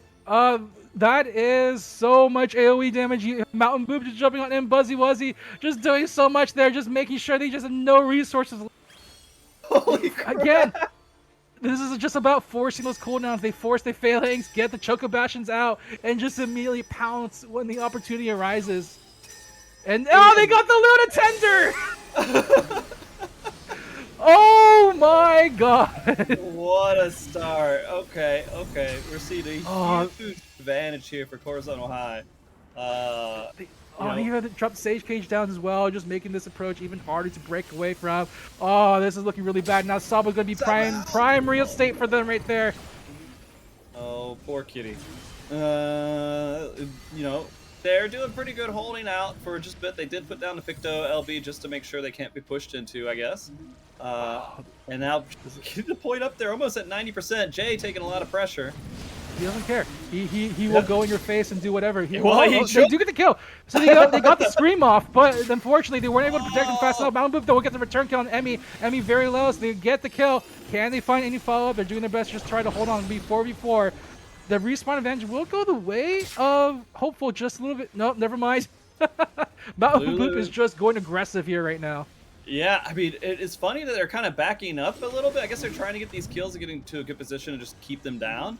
They're at 97.9%. I feel like they feel like they're 100% in the lead. They don't have to push. But yeah, they had a little bit of a team advantage. Oh, that's a shield. You see them just like priming their targeting onto the Dragoon. Deadrise able to get around the corner. Oh, but Picora just poking a little bit there with the teleport as well. Oh, they're very, very, very confident. We are less than a minute before overtime here with a huge lead by Coruscant High. We see them backing off. I think they know they have the lead and it's better to fight on their side of the map. Oh, Buzzy though, a little bit low, but able to get out just to probably heal up. Yeah, Buzzy. Force out the Dragoon Limit Break too as well. Oh boy. All these cooldowns are going to go away. The next fight's going to come up very soon for the Mountain Boop. They dropped the Sage Cage. They dropped the Chocobash in response to it. Oh, they try to go for the big AoE clean, but the Sage Cage is there just in time. Help mitigate some of that damage, but they still get the kill onto Mountain Boop. That was really good. That was really good. If they can just keep steamrolling this. Oh, there it is. There it is. Now, pushing forward here. Going to get to the checkpoint. I mean, we saw this before, but when you give a team an inch, they'll take it a mile no matter what. Even with the countdown going there, they're still bravely in the enemy spawn. Don't get sucked in. Oh, okay, they get the return kill at the very least. All right. They're actually in a pretty good percent. They're about to pass the checkpoint here. River and Choco, though, this is a huge defense we're going to have to fight through right now. They have to be careful. Dropping the comment down, but the Scream in return. Jay jumping in. Can they find a kill on Lulu? Lulu trying to wait, and B-Lane doesn't matter. They're going to be taken out. Okay, now they're putting... See, here's the thing. They're on their side of the map. So if they do die, they just come back pretty quick. Tomo getting really low, but they took out Emmy here, leaving them at a 3 versus 5 situation. And these guys have to stay on the point way across the map. Will they find Sabo? Sabo, no resources, going to go down as well. Jumping onto Raiden next. Raiden doing their best to hold on to the point as much as possible, but ooh, with this damage, it doesn't look like it's going to be there right now. And Deadrise now trying their best to get to the point as soon as possible as well. Oh, looking very bad. I can't see a way they get out of this. There's just no way, right? They can't regroup this far away. They have the limit break, jumping in the air. There's going to be a little bit of shield, so the Dragoon. Maybe. Okay. Oh, they're doing such a good job of stopping the making approach. Lulu's trying to get there, but too many binds. Unable to make their way through. We do see 14 kills on team Coruscant High versus 3 for Team Hopeful here. Super strong play by them. I feel like they knew exactly what they were doing. They backed up when they needed to back up. They didn't push all the way to the end. They didn't overextend. They knew they could lock it in if they could get an advantage while they were coming back to their side, it looked like. So huge props for just super strategic play. Baiting out that initial cover shield was just like I mean, as soon as Hopeful felt threatened and they had to use it, that was when Karasuno High was like, jump, go now. Mm-hmm. Oh, man. All these matches, though, have felt good. Like, there wasn't one that I'm like, kind of lame to watch, steamroll. It felt like they were all just at least like not completely uneven. I think what's really interesting is that like you were talking about how much defensive value Paladin gives, but if you're very used to playing against it, you can be very aggressive Paladin. Yeah, I would not survive as a Paladin against this current meta. I would be baited every time. They would eliminate me. No doubt at all. All right, here we go. Into Palestra. Yeah. Yep. Game 2. Back to Final Destination between the two teams.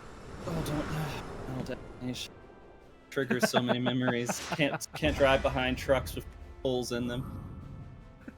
I'm too old, guys. I bet like half the people don't even understand that joke. That movie's not that old. That was like a couple years ago at this point. Right? Final Destination. No, the one with specifically the truck with the beam. That's the new one. No. That's like the first movie. I mean, they may have put it in a new one, but I guess They maybe put it in there's the a new one, reference too. there. Okay, Yeah, that's fair. that was in the new one, I thought. That was definitely a start. Maybe it was the second one. I don't know. It was one of those earlier ones, and it is caused a lot of like anxiety for me driving. Final Destination is what Karasuno High wants to give to their opponents right now, as they are looking very hot at the moment. But no comp changes from either side. Both sides very confident what they want to do, and we saw a bit of it with what Hopeful wants with this, just to be able to go aggressive between Dead Rise and Sabo, just trying to find a target, stun them, and just immediately take them out. Mm-hmm. Here we go. Game 2. Yeah. It feels weird. Are we on game 2? It's just flying by. We've only done like an hour and a half so far. All right. Does look like, again, they're being a little bit cautious. Yeah. Wait. A lot more open space to maneuver around, so a little bit harder to like block some of these attacks. But hey, you know what? That doesn't matter for Karasuno High. Yeah. They're going to get the first kill on Emmy. They're trying to sneak some damage onto Jay, but Jay immediately get burst healed up right away, and now they're going to go on the chase. Again, forcing the cover shield. They have to get out now. Big defense going to be out of the way. Immediately retreat to the backside. They know what's going to happen to them if they're not careful. And they have to get the return on Mountain Boop. Exactly. That's what they want. Bait them out and just immediately get the kill, but they still get much damage onto Dead Rise. Really good, but they were able to make a lot of progress here on the Crystal, getting it to the checkpoint, basically. Just barely pulling out of it. Oh, man. Core taking a lot of pressure, but backing off as well. It looks much better position for Hopeful right now, able to control the map a little better. Now they have Jay Vermilion stuck on their side just a little bit. Emmy, though, has to be a little bit careful. A lot of the buttons going to be pushed onto Emmy. They're going to back up for the time being, just play this one a little bit safer. They know if they stick their necks out too far, the axe will come down for it, and that will be the end of this map before they know it. Yeah, and we can see that they're just kind of holding off. No one's touching the Crystal right now. They're just waiting till they plan out their next engagement, except for Raiden Meow now taking a little bit of pressure here. Paladin hit the screen, but able to get out immediately, and gets the cover as well, so the screen won't hurt as much on top of that. Okay. We do see the Picto LB going out. Ooh, Pickle! Dying. What a bounce in HP. Immediately with the heals, just River, heal, get up, get out. Yeah, that was insane. A lot of LBs online here. We're seeing Raiden push out there. Dead Rise almost dying. Another Picto LB going out from Lulu. Man, they're just beating up on each other, living, and kind of just backing off. Exactly.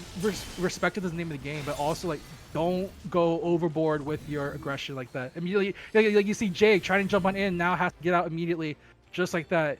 Just it becomes this like back and forth motion between these two teams. And now here we go. Matoma's gonna go in. Can he find any point here? Trying to find it there. He dropped the stage cage and responds and get the kill as well. Amazing. Really good coordinated kill there. Following that up with Dead Rise immediately after. Having a numbers advantage, being able to push it, likely able to get past the checkpoint now. Getting Lulu down here at the last second as well. Try to drop their cooldown as much as possible. But again, they do get the cover from Sabo, so keeping the oh no, the shield went down. Oh my god, the phalanx just in time. Okay, save both of their butts, but that was a phalanx use, so they're going to try to use this as much as possible. Jay Vermilion trying to respond back with a scream on top of Emmy. Oh, they do get the kill, but they get the return as well onto Tomokote. Really, really good trade there. Getting a lot of pressure still going on to Raiden and Lulu. It looks like they're going to back up, get the potion at the last second here. It looks like they just have to kind of bail on that one. Going back to the Crystal, we see a little bit, but Sabu trying to get away. Nope. Sorry. Doing the checkpoint, getting out. Just the River dropper in their heads, giving that extra damage buff, giving that mitigation. Now Dead Rise in a bit of trouble right now. Going to eat some Rens from Jay. Oh, man. Back out, just like that. Jay has so much respect for me.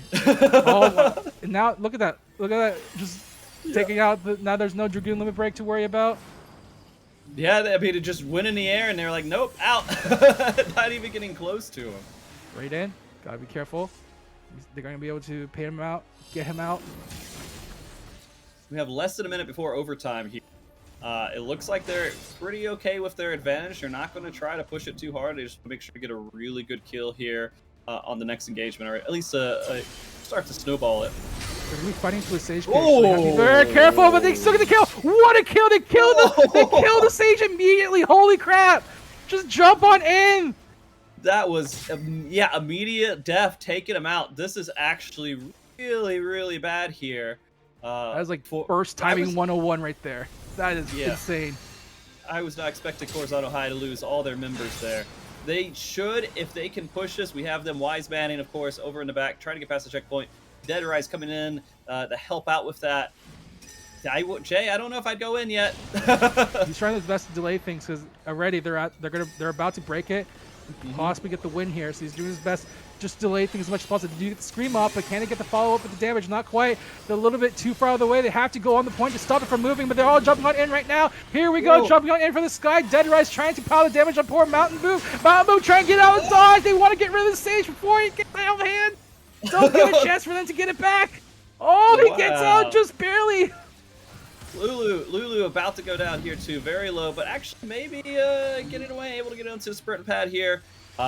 We're seeing them at the checkpoint, starting to try to count it up and get past progress of their opposing team. But it looks like Sabu actually taking a lot of pressure here, needing to get back a little bit just to stay alive. Dead Rise now taking the pressure.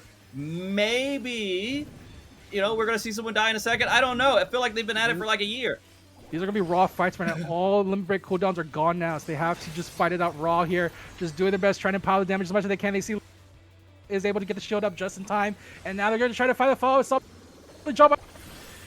The river there, giving them the mitigation they need for Hopeful. Yeah, we can see, man, look at that. The crystals right there. Rings are starting to come together and overlap. Whoever wins Bakura! this. Bakura, no! Jumps on in, immediately gets targeted, taken out. They even have the cover shield to protect Emmy as well, making sure they get the full effect of their heals. Try to get the support up as much as possible. They're trying to get the scream onto the poor Astro, but Emmy able to jump on out. Emmy's safe, and now they drop their on their heads. They take out Jay, and now they drop the Choco Bastion on top of it. Hopeful are taking it over Karasuno High in this game. Number 2, it looks like they get Mountain Boop, and look, just one more in Tomakote. Of course, going to try to run back. Core sitting in there, but Buzzy's going to have to come in right after it. I don't know how much time is going to be left there for it. Buzzy will likely be able to come in here, but they're going to have to trip in and get an advantage. Look at the shield. Oh, he's stunned right outside of it. Oh, they're going to kill Bakura. Buzzy will be able to get in just in time. Drops the holy, but it's not going to be enough. Oh, he's doing his best, trying to help cycle the point. Jay able to jump on in as well. Just trying his best to help out with the camp, but they're all focusing on this warrior right now. Jay stuck in shield, trying his best to get, but the Comet will take him out. Lulu takes the kill, and now they're looking for more. Mountain Boop able to get in to get the phalanx, though. Again, all the cooldowns going the way of Hopeful right now.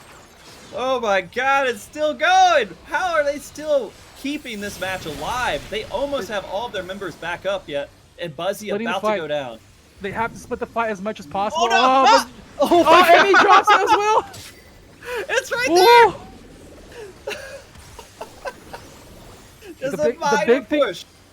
The big thing about these pushes is that Hopeful are just able to get their limit breaks continuing generated. A second Celestial River drop throughout this entire fight, immediately going on down, and now they're just looking for more. Jay trying his best to hold to the point, but they immediately ignore him, going for the back line. Oh, Mountain Boop is solo right now. He's all over the back. He's surrounded. Jay holding on for life. They're literally 0.1% here ahead, doing everything they can to just not let this thing move. If it moves one more micro inch, it's over with. LB coming down, putting so much damage, going down. It's not, it's really not looking good, but Core and Buzzy staying in it, doing whatever they can. They drop the mitigation, they have the river, they have the Choco Bastion, they're doing whatever they can to stop this out, but nope, Core's down. And now they're just looking at Buzzy. Mountain Boop might be able to jump on it. He is able to Icarus dive in just in time. And now they're able to cycle as much as possible here. Mountain Boop sitting on the point. It's going to be Buzzy trying to get back to the sidelines, trying to peel someone off. It's not going to be enough. They ignore him. Immediately go back to get rid of the poor Mountain Boop. Oh my god, he is dropping so fast. Please, team, hurry up and win. Teammaker needs to breathe. Oh, they're doing the best. They're doing the best. It doesn't matter. Jay Vermillion jumps on in. He hold on to this as much as he rest of the team, Buzzy Wuzzy coming on in from the backside with the Medine, trying to see if he get the damage down, but no, once again, the Phalanx coming from Sabo Meow, the river drop by Emmy Meow as well. So many limit breaks at the behest of good old Hopeful. They're still going right now, taking out Picora once more. They see Buzzy Wuzzy trying their best to live. He's going to be in his shield as much as possible, trying to jump on out to cycle, but they immediately focus him down when the shield's gone. Now he's there. They want to get Lulu. Can they get one kill? They will get one, but it's not going to be enough. They're Sweet all release. off the point. They're all off the point. Sweet release. Thank you, Hopeful, for pushing it yet again. Oh my gosh, that just went up forever. Look how many people have over 1 million damage. Yes. And then so many people over 1 million healing. Frosty, that was off of one surprise kill on Mountain Boop. That was crazy. Oh, One surprise gank on the poor Sage, and it immediately just devolved from there. Jeez. Just see how it's so important to try to get that point on your side of the map here when you're in the lead. Because when it's so close to the other team's base, they basically just keep coming in, and they are so good at just making sure someone stays on the point. They weren't able to keep it going, but I mean, that was like, what, 3-4 minutes of them just dripping into that point? A lot of the high skill teams will understand like when to cycle point and how to like, keep it alive. Just delay things for the rest of their team to survive, just so that maybe you can peel off a person and get that one kill to hopefully snowball things in the other direction. Like that was what they're. That's what happens when you're in that state, and definitely having the early lead allows you much more. Man, Hopeful just cycling so well between all of that. Just that first initial kill onto Mountain Boop was crazy. That's why we need a world CCRC.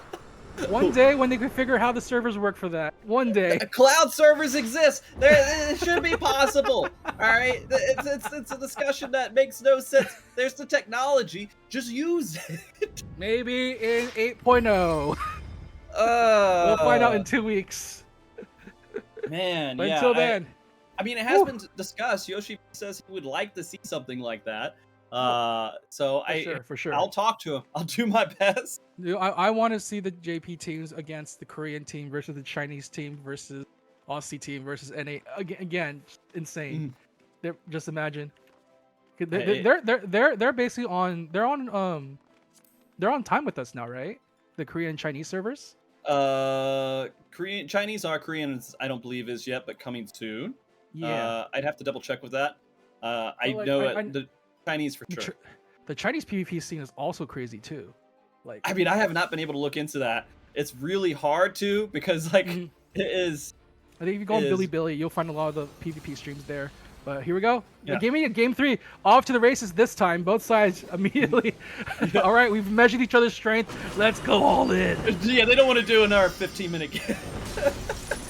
Or do they? Right now, they're making jump on top of each other. Both sides losing their members left and right. Picora also very low. Also, Picora switched to Dark Knight when we weren't looking, so going for a much more aggressive play here. Good catch, good catch. Oh my god, Jay's on his monk. Oh my god, Jay's on his monk. I just noticed. Holy crap. Yeah, Monk Jay's out. He's coming out to terrorize here. We're going to see what they can actually do. Got the stun on him. It does look like we're getting a lot of pressure on Lulu now. Using the guard, getting away. Got an elixir going on for Jay. Looks like this next engagement, we're going to see a death here in just a second. Picora getting really, really low. They have to protect Picora. Most of their aggression relies a lot on the Dark Knight just jumping on people. They are able to get the cover shit on Picora just in time to keep them safe. And now just playing a little bit footsies here. Emmy on the backside. Just Crystal's like, hello? We're here for blood today, Frosty. We're here for blood. Sabo going down here. We're starting to see a lead here. Yeah, early kill onto the Paladin. Just mess up the timings for their future phalanxes nicely there. Wuzzy, gotta be a little bit careful. He's also changed up on the Reaper this time, allowing them to get the pickoffs they need to. Oh, but Jay jumping on in, gets the catch off to the Dragoon. Oh, Dead Rise going down, yeah. And who the Crystal again? All right, I guess I'll go back. Y'all don't need me, right? I'm just gonna go over here. I'm gonna chill while you guys do your thing. Work it out. You guys look like you got something going on over there. I'm just. Man, don't they mind are me. real. Like, this is like back in the real old days of Final Fantasy 14 PvP, where it was all about kills, man. Yes. We're back in the feast. Oh, but Picora does get the Endbringer out. Here we go. They're going to go very aggressive here on this Sabo, trying to get rid of this Paladin as quickly as possible. But the point is being slightly pushed. They have to be a little bit careful now. Ooh. And Picor is losing some timing on their limit break. They have to protect this Dark Knight immediately with the cover shield. Just in time. Oh, wow, even with the Dragoon on top of them. They get the return kill as a result. See explosions going out. Lulu going down right now as well. Emmy taking a lot of pressure. I don't know how much longer they're going to be able to hold out. Their guard went down, but they do have a cover on top. Cover. Yep. Cover safe. Well, Jay's actually about to get their LB. Maybe able to get a kill on that, but Core going down. Dead Rise getting really low, but I don't know if they're going to be able to get a pick here. Only having 4 members with Buzzy about to go down as well. Hopeful was very ready for this aggressive strat right now. Immediately taking out Buzzy as well. Dead Rise getting the Matumbo. Yep. Dead Rise gone for the time being, but they still have the numbers lead here. They're looking for more. They see Jay. Jay does get the cover shield just in time from Tomo. So they're not going to be able to do too much yet, and they're going to back off instead for the time being. Just try to get Mountain Boop off as much as possible. Oh, they're going to go on and put more Scholars. No cover shield for the Scholar. Can they protect them? They are able to just in time. Man. That was a pretty brutal match, and we haven't cleared 18% of the crystal yet. Only a minute and a half left until overtime. This is really fun because the Paladin Dark Knight Scholar combo is like what Hopeful did to them previously in the past. So they're going to try to do it against them here. Oh, Jay! Anything off? No, doesn't matter. Jay's gone. They lost a big initiator. Yeah, that is rough. And now they're putting out the Picto LB here to make sure they can control this point with the crystal. Oh, right, Buzzy jumping in, trying to get the fear off. Ooh, even separates from the guard as well. Tomo now doesn't have shield. Oh, no. Completely pierced by the Dragoon's spear here. Jay, though, and Buzzy getting a lot Buzzy's of next. Buzzy's next. Yep, immediately Buzzy trying to jump on in, but they see the poor old little Reaper. Jay will get the kill. On to the Astra. Can they find anything else? The Pekavora is stuck, though, in shield. Trying their best to hold on. Gets the limit break just in time. Jay, no! Stay alive, buddy! You get that Monk LB off. Toma needs to find him. Keep him safe. There it is. Cover shield just in time. Oh, Matumbo was ready with that. Perfect. Jumping in immediately. Is Jay going to try to get some heavy damage? It looks like they're just kind of hanging back, ready to regroup and go in for another initiation. Okay. Trying to get onto the They don't want Jay to be alive. They want him down. They really don't. Nope, he's gone. Yeah. He is in these moments when you're facing Prime Monk Jay, you get rid of him. Yeah. Oh my god, look at it. By the way, the point hasn't gone over 21%. Yeah, it's still just hanging back. It's like, guys, I get you doing stuff. Yeah, but all right, guys, this is the stage now. It's just here in this half of square. Yeah, hey, I'm pretty important. I'm a crystal. They're gonna chuck a mash down. Buzzy, no! Oh, Buzzy's a little bit danger. He's trying his best to live. Solo on HP, but it doesn't matter. Taken down immediately, and now number 4v4. Just this one corner away from the middle of the court. Oh. Jay's back, tried to use their LB, but they did get Sabo down. Sabo does have their LB ready to go, but none of the rest of their team are ready to do anything, so they're more of in a defensive situation here. But they do have 5 versus 4.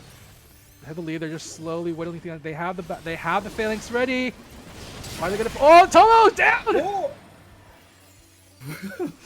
I mean, they can't let this point move anymore, I guess. Bad. Without Tomo now, they're going to go all in on Mountain Boop. Mountain Boop's next to follow. They see Jay as well. Jay nice and open. No shield protect. He's able to get behind the point for the time being, but Sabo able to protect the rest of his teammates.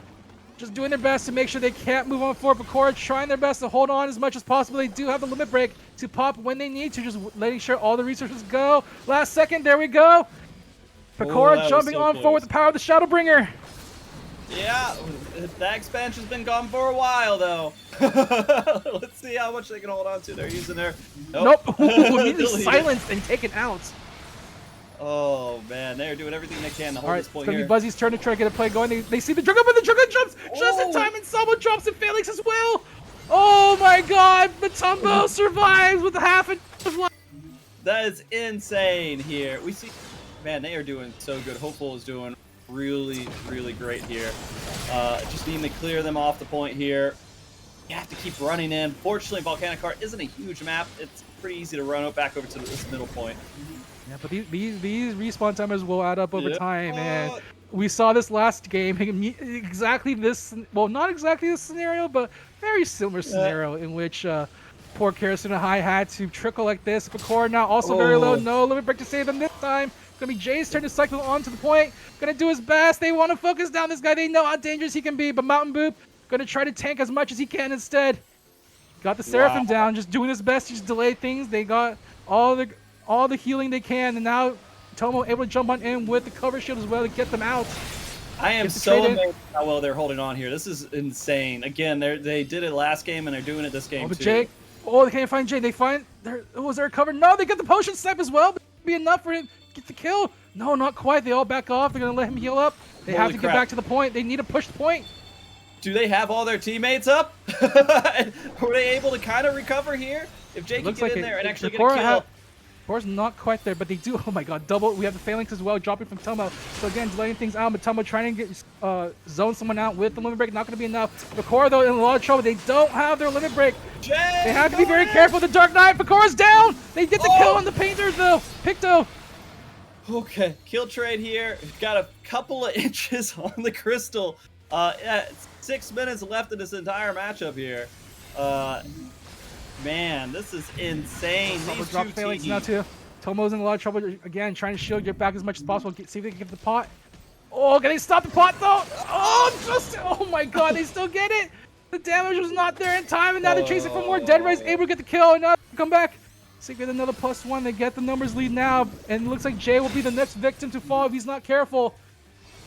Yeah, have to be careful, but the crystal is definitely a spot they need to be at right now. They're trying to find an opening. Buzzy Wuzzy does have the limit break at the ready if they need to pop it. Maybe for a scam. Here it goes. Oh, here we go. Trying to go. Is it going to be a scam? No, not quite. Sabamail jumps in time. Gets the cover shield and Emmy as well, so they can't jump onto the Saba will be taking a lot of damage as punishment for it. Are they going to get killed? Not quite yet. Jay Vermilion instead, though, has to run around. Ooh, trying to break ankles as much as he can. Does have the Seraphim just there in time. About to come out. He's going to go in and try to get a kill. It looks like he gets it. Oh, gets the Meteor, gets the kill. There we go. That's one down. Okay, you got to just keep snowballing it. Get more kills here. Push this crystal. Finish up this map. You guys can do this. Dead Rise might have to use his limit break defensively here. He's going to sit on the point, just try to contest as much as possible. Ooh, he is holding it. Sabo's there next to it just in case they need a cover shield. Oh, I feel like they want to bait it out. Okay, first shield going down from Matumbo, jumps on out. Ooh, just in time before Buzzy is able to get the heavy on him. He's able to jump out and get the heal just in time. Buzzy about to have their LB back up. Oh, they gotta be careful, Buzzy! Oh! That's a huge limit break. Also, they don't have to worry about. Look how close the circle is. It's so close. The Venn diagram has almost become one. 0.6% right there. Bakura barely holding on with their LB. Man, this is intense. Dead Rise likely to use their LB here again. I see no reason not to. They're just holding though. Oh, Tomo's gonna be dropping Phalanx. Oh, Chocobash now gonna be dropped as well though from Hopeful. Whoa. Can they find any? Oh, 3%. Right there, Jay. Buzzy. Oh my god! Up, ready to go. Okay, oh here my goodness. Oh my god, they're trying to move the fight over to the speed lane, but like, they had to keep they have to keep their tanks on the point. The tanks are just whacking each other on the point. They can't move from that point. Oh, they're gonna kill the core though. Okay, they're gonna try to get the Tenebrae from. It's going down too though. Oh, it's gonna be enough though. No, they get the heals just in time. Cleanses are there as well. They're trying to get the kill on Jay from and they'll be put out. Around the corner. Can they find Tomoko to the find him? Oh my gosh, Tomo going down. This now puts him at a small advantage here. Actually, I mean 4 versus 3 is still pretty good. Man, this map is just this is never ending. It just keeps going. Mountain Boop. Well, I mean, we have 3 minutes left in this fight, and then it'll be decided that they have to hold out for 3 minutes. If they can delay this for 3.5 minutes. I don't think I've had to cast a match yet that actually did that, where we held out the entire overtime. If there's any match for this to happen, it's this one for sure. These are the two teams in which this is possible. Right now, they're just fighting like half a pixel. Half a pixel right there. Yeah, all of their LBs are about to come up at the exact same time too. They're not too far apart. The Paladins are a little bit separated, but other than that, I mean, we're about to see a lot of plays come out, and hopefully Alright. they're able to make something happen. I'm surprised how well they CDA, Fuzzy. Chunka Bastion, Tenebrae, everyone's popping out right now. Here we go. Trying to get the kill. They get one out. They get it for Dunrise is able to get the Skyride. Good job. They get one with Jay Vermillion, able to sink Jake at the punch. Picto. There it That's goes. a huge one gone. That's Chunka Bastion. They do drop the river though. Some me out. They're in a lot of trouble. Can they get the kill before Flames comes out? They do. Oh. They get the catch on to the Paladin. Karasuna Higher doing it. And now Oh, they see that's Emmy Meow. smart. Emmy Meow already dropped the river. Now it's just Rain left on the point, doing their best to live. They're going Holy to crap! college. Oh Karasuna my gosh. High. What the hell? Going to college, man. What a match. Holy Oh. crap. Coruscant That last- High. Oh my god, that last moment, just getting the right kills at the right time. It comes down to a millisecond of a choice in battle. This is the crap we're gonna see on stage in just a little bit. You are gonna, dude. Are you ready for Karasuna High to clutch his comebacks, even Oh though it my looks like they might gosh, lose no. again? I mean, with Big Goat City, I'm ready. Yeah, Big Goat City for sure. Yeah. Oh, Oh my god. that was fun. That was a lot of fun, man. Oh man, the micro decisions they made each throughout time, and then just Mhm. they were just like half a second faster to getting their key limit breaks up, and that was all it took for things to Mhm. snowball out of control. Let's take a look at that point spread right now. Oh, we're still waiting for Artelon to finish, it looks like, but 3-0, Uble over Winterbloom. We already saw the 2-1 over Hopeful with Karasuna High. Wolf's Heart getting the 3-0 over Red and Stun, and MBD getting the 3-0 over Royal Marine. Oh man, I this was a total of nine games, which is possibly not even as many that we will see at the CCRC. We can see more than that at CCRC, and we're already like 2 hours in. Oh my gosh. All right. Well, I think we're kind of our shift is kind of over now, isn't it? We're gonna All get right, kicked yeah. out. Oh man, Uh, Frosty, you are, dude. You're gonna have so much fun at FanFest, man. I'm expecting it, and my co-commentator here, Brian, is going to be coming on and showcasing what someone a lot more experienced with PvP might be able to say too. But I feel like we did an okay job. I mean, you had a lot to say, a lot of excitement, Oh, and you did an amazing job. Like, I'm thank you very super much. Thank you impressed, very so- much. Yeah, of course. That was a very, very fun match to watch, and I'm very glad it was with you, man. That was exciting. Thank you. Yeah, and I'm looking forward to, PvP community is absolutely amazing. Props to Merlin for helping put all this stuff together, and everyone Merlin's working with here too. I know it's not a one-man show. There's a lot of stuff that goes into making these happen. Having to be behind a lot of tournaments before in the past. So thank you for letting me come on and just kind of chill and hang out. Today was a weird day. I got in a car wreck this morning, and I was like, this day's kind of screwed. But this made me feel a little bit better. So I'm Yeah. happy. I'm glad to hear that, man. Yeah. So thank you for giving me a little bit extra, making a little highlight for me here today Yeah, of in the course. positive sense. Hello, everyone. I'm back on screen. Merlin. Let's give a huge clap in the chat, if you don't mind, please. A huge thank you to Frosty and Teammaker. That was like, I don't know how back to back like that is so difficult to commentate over, and you guys managed to pull it Just off. keep So going. good job. That was awesome. It's a good masterclass on how to hold a defense like that at the Yeah. last second. Insane. All right. Well, yeah, I appreciate it again, Merlin. Mhm. Can you repeat where they can find you guys? Just a little bit about yourselves and where to find you. Yeah, I can. You want me to go first, T? Yeah, Go go ahead. ahead first, yeah. Either one. Either Okay. one. If you guys want to find me, you can find me on Frosty Mog on Twitch, Frosty Mog on Twitter, Frosty Mog on Discord, Frosty Mog on Blue Sky, and also I have a pretty big event I'm lining up for Ultimate coming up in June. Soon we're going to be doing the World Race again, so look forward to that. It's going to be absolutely intense, in a different sense. I mean, we've had 20-second differences in clears for a world race before, and that was pretty intense in general. But yeah, I think that it's exciting to be here with PvP. It's exciting to commentate PvP, and I'm glad and appreciating you guys letting me do that. You guys will see me and Brian, who you guys are going to be listening to here in just a second, on stage at CCRC in 2 weeks, literally. That Saturday in the morning, and I'm excited for it. Merlin, you're going to be there too, helping us out, making sure By these guys get the best point of view that's possible. By some miracle, yeah. Not at all. Still Not even hasn't. close to a miracle. Still hasn't. There are things that are earned, and really that one come was. to realization, but yeah. Thank you. Yeah. As mentioned, we're gonna have Brian and James should be around, but we're gonna take a 5-minute break. Again, thank you to Teammaker. Oh, I'm so sorry. Wait, Teammaker. Holy moly, dude. No, it's I'm sorry, dude. It's been a long day. Too much around on the internet. Oh It's my all God. good. Please, I'm just Best Teammaker here on Twitch and on Blue Sky as well, and Twitter too. I don't as much anymore, but I'm there. So hey, want to come say hello? I'll be there watching, and I'm ready for this. For more PvP later. Good luck, you guys. Yep. But don't go anywhere. Thank you again for being here today. We'll be right back.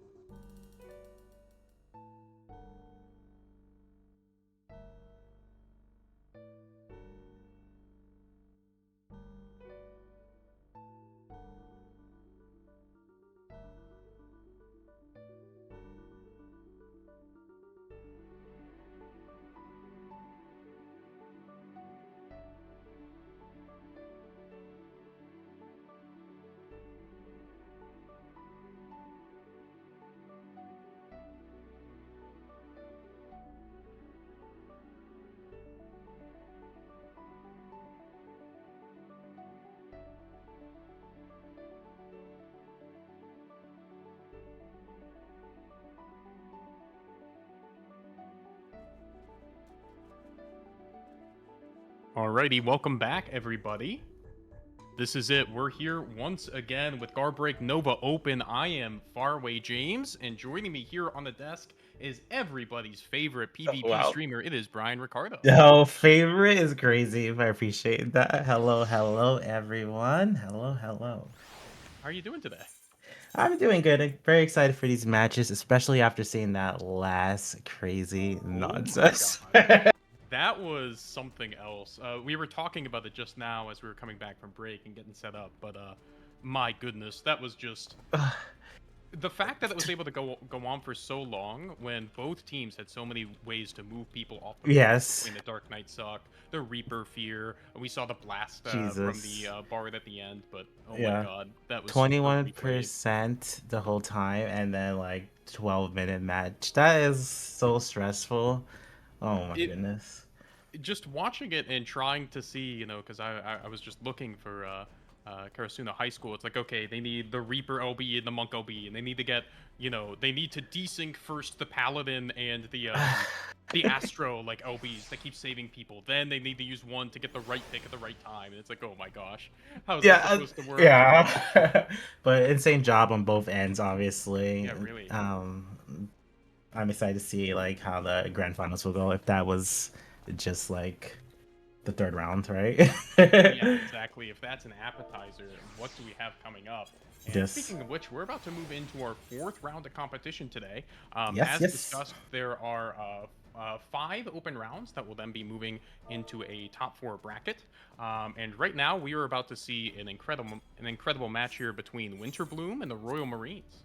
Yes, I can speak on Winterblooms here. Their members are Bulletproof Heart, also known as John is Dead, Bajin Fei, Kayday, Scotty, Greenwich, Gidson Brand, and Indoor Plant. A lot of this team is built on people who stream in the community and do community events like Community Roulette, for example. A lot of these members are my stream team, 14KO, so really much rooting for them here. I'm going to be biased. Sounds good. And I can go ahead and talk up Royal Marines. They are captained by Emperor Grey with Magalu Shirayuki, beg pardon, Sachi Rin, Pikachu, Akira Igawa, Renji Tajia, and Asahina Tsubomi. So this is a junior sister team to Violent Harlots, where many of you may recognize Emperor Grey from. Definitely a lot of folks from solo queue and also some veterans. You know, Akira and I played on Deadbeats for a while together, Dancer Extraordinaire, something to watch out for. And this is their first tournament as a team. So some really cool stuff from them. We'll have to see what they bring to the table as we get into round number 4 here. Yeah, definitely. A lot of those members I have seen in solo queue, Asahina very often. And of course, Emperor Grey, another like community leader of the PvP, always running tournaments and events and stuff like that.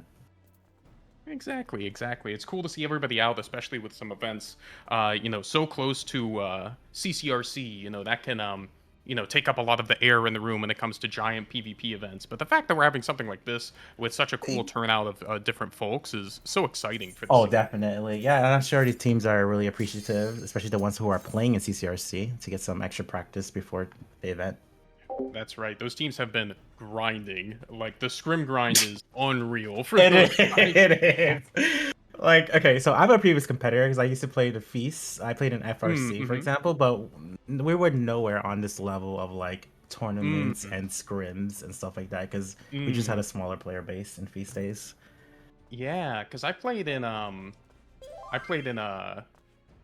beg pardon, what is it? In 2023, and even that was a pretty intense grind. But like, I believe like a lot of teams now are scrimming just about every day of the week. Yes, they are. Pod review and everything. It's tough to fathom as we're gonna get into our game number 1 here on Clockwork Castletown. Very excited. I am interested in portraits, just like Frosty. Let's see this. You got the Night Sky from Winterbloom here. And Team Royal Marines. I was expecting like some sort of like either majestic or like sea theme there, but nice portraits overall. Yeah. All right. Here we go. So it looks like comp wise, we are seeing a little Warrior Dark Knight going into the Paladin Dark Knight. So Dark Knight, a job that really wants to hit the gas. Scotty, of course, being such a cool leader for a lot of the PvP events Yes. going on and such. But, on the mats here, like that tank comp is gonna feast, right? You have so much movement. You have Ren to really kind of get in there and cause some problems. DPS wise, we've been seeing that Bard paired with the Picto all the Oh time for gosh. good reason. So much Yes. push from so far away. In that last set on Palystra, right? When they were trying to charge across the middle, into that Picto and Bard, it was like charging across no man's land. You can get hit Right. from so far away. They can see you way before you can see them. But here we go. Into the game we go. The Red Mage and Yes. Monk are going to have to find their way in. So let's see. Yeah, let's see. The real sniper picked up was Bard, not The actually bull. Machinist. Gitson's going on to that. Okay, they have the movement option there already. They're gonna go ahead and drop it. Here it is. Everybody's watching a big Ren in Oh three. my So God, much bleed. what? There's the silence coming out on the other end. The Dark Knight's picked up shortly after. Just like that, 3 are gone and Astra's on the board. The cleave damage is insane. Only Akira remaining right here. Gonna get flipped too. It's just to seal the deal there. Team Oh my kill. goodness. That's why you gotta watch out. Warrior is an absolute menace here. They did get the that initial blow onto the Dark Knight. They stay patient, and as the rest of the team comes through in a round, that's where they find it so quickly. It looks like we may have a disconnect here with Pikachu. Oh no. Disconnecting. Oh dear. I believe most often in rule sets, if it's after the gates go down, I'm not sure what the remake capacity can be, but this game's rolling on. Emperor Grey forced in the guard. 4v5, always just a tricky position to be in. Yes, yes, yes. A lot of pressure going on to Dark Knight right now. Indoor play actually getting super low. That was a target for Plunge, but fighting with 4 members is going to be too hard, I believe. So this might go down very fast for Team Royal. Yeah, it's just such a difficult place to come out of, as Magilou's going to go ahead and try to make it to the bucket there. We'll find it on CD, but, right now it's just going to be rolling the point and seeing what they can do. The Screams are even going to come back out. That's going to be Erica and Renmei Screamed. One of them has to be on. Sachi Ren currently on there, and that is going to go ahead and do it for game 1, unfortunately, with a bummer of a disconnect in the middle. Yes, yes, yes. Looks like they got 0 damage done, so yeah, they DC'd quite early. Let's see. Yeah, they did. If I remember the rule set correctly, and Merlin can correct me if I'm wrong, once the gates drop, I believe, the game is considered quote-unquote underway, which really does suck. As you said, when it's 4v5, it's really just not a fair fight, as one might imagine. Yeah, looks like Gitton's asking, like, do Yeah. you want to run it back? Hello. Let me Hello, go ahead Mer- and do it by a vote. Voting? Okay. All right, so we're going to go ahead and vote.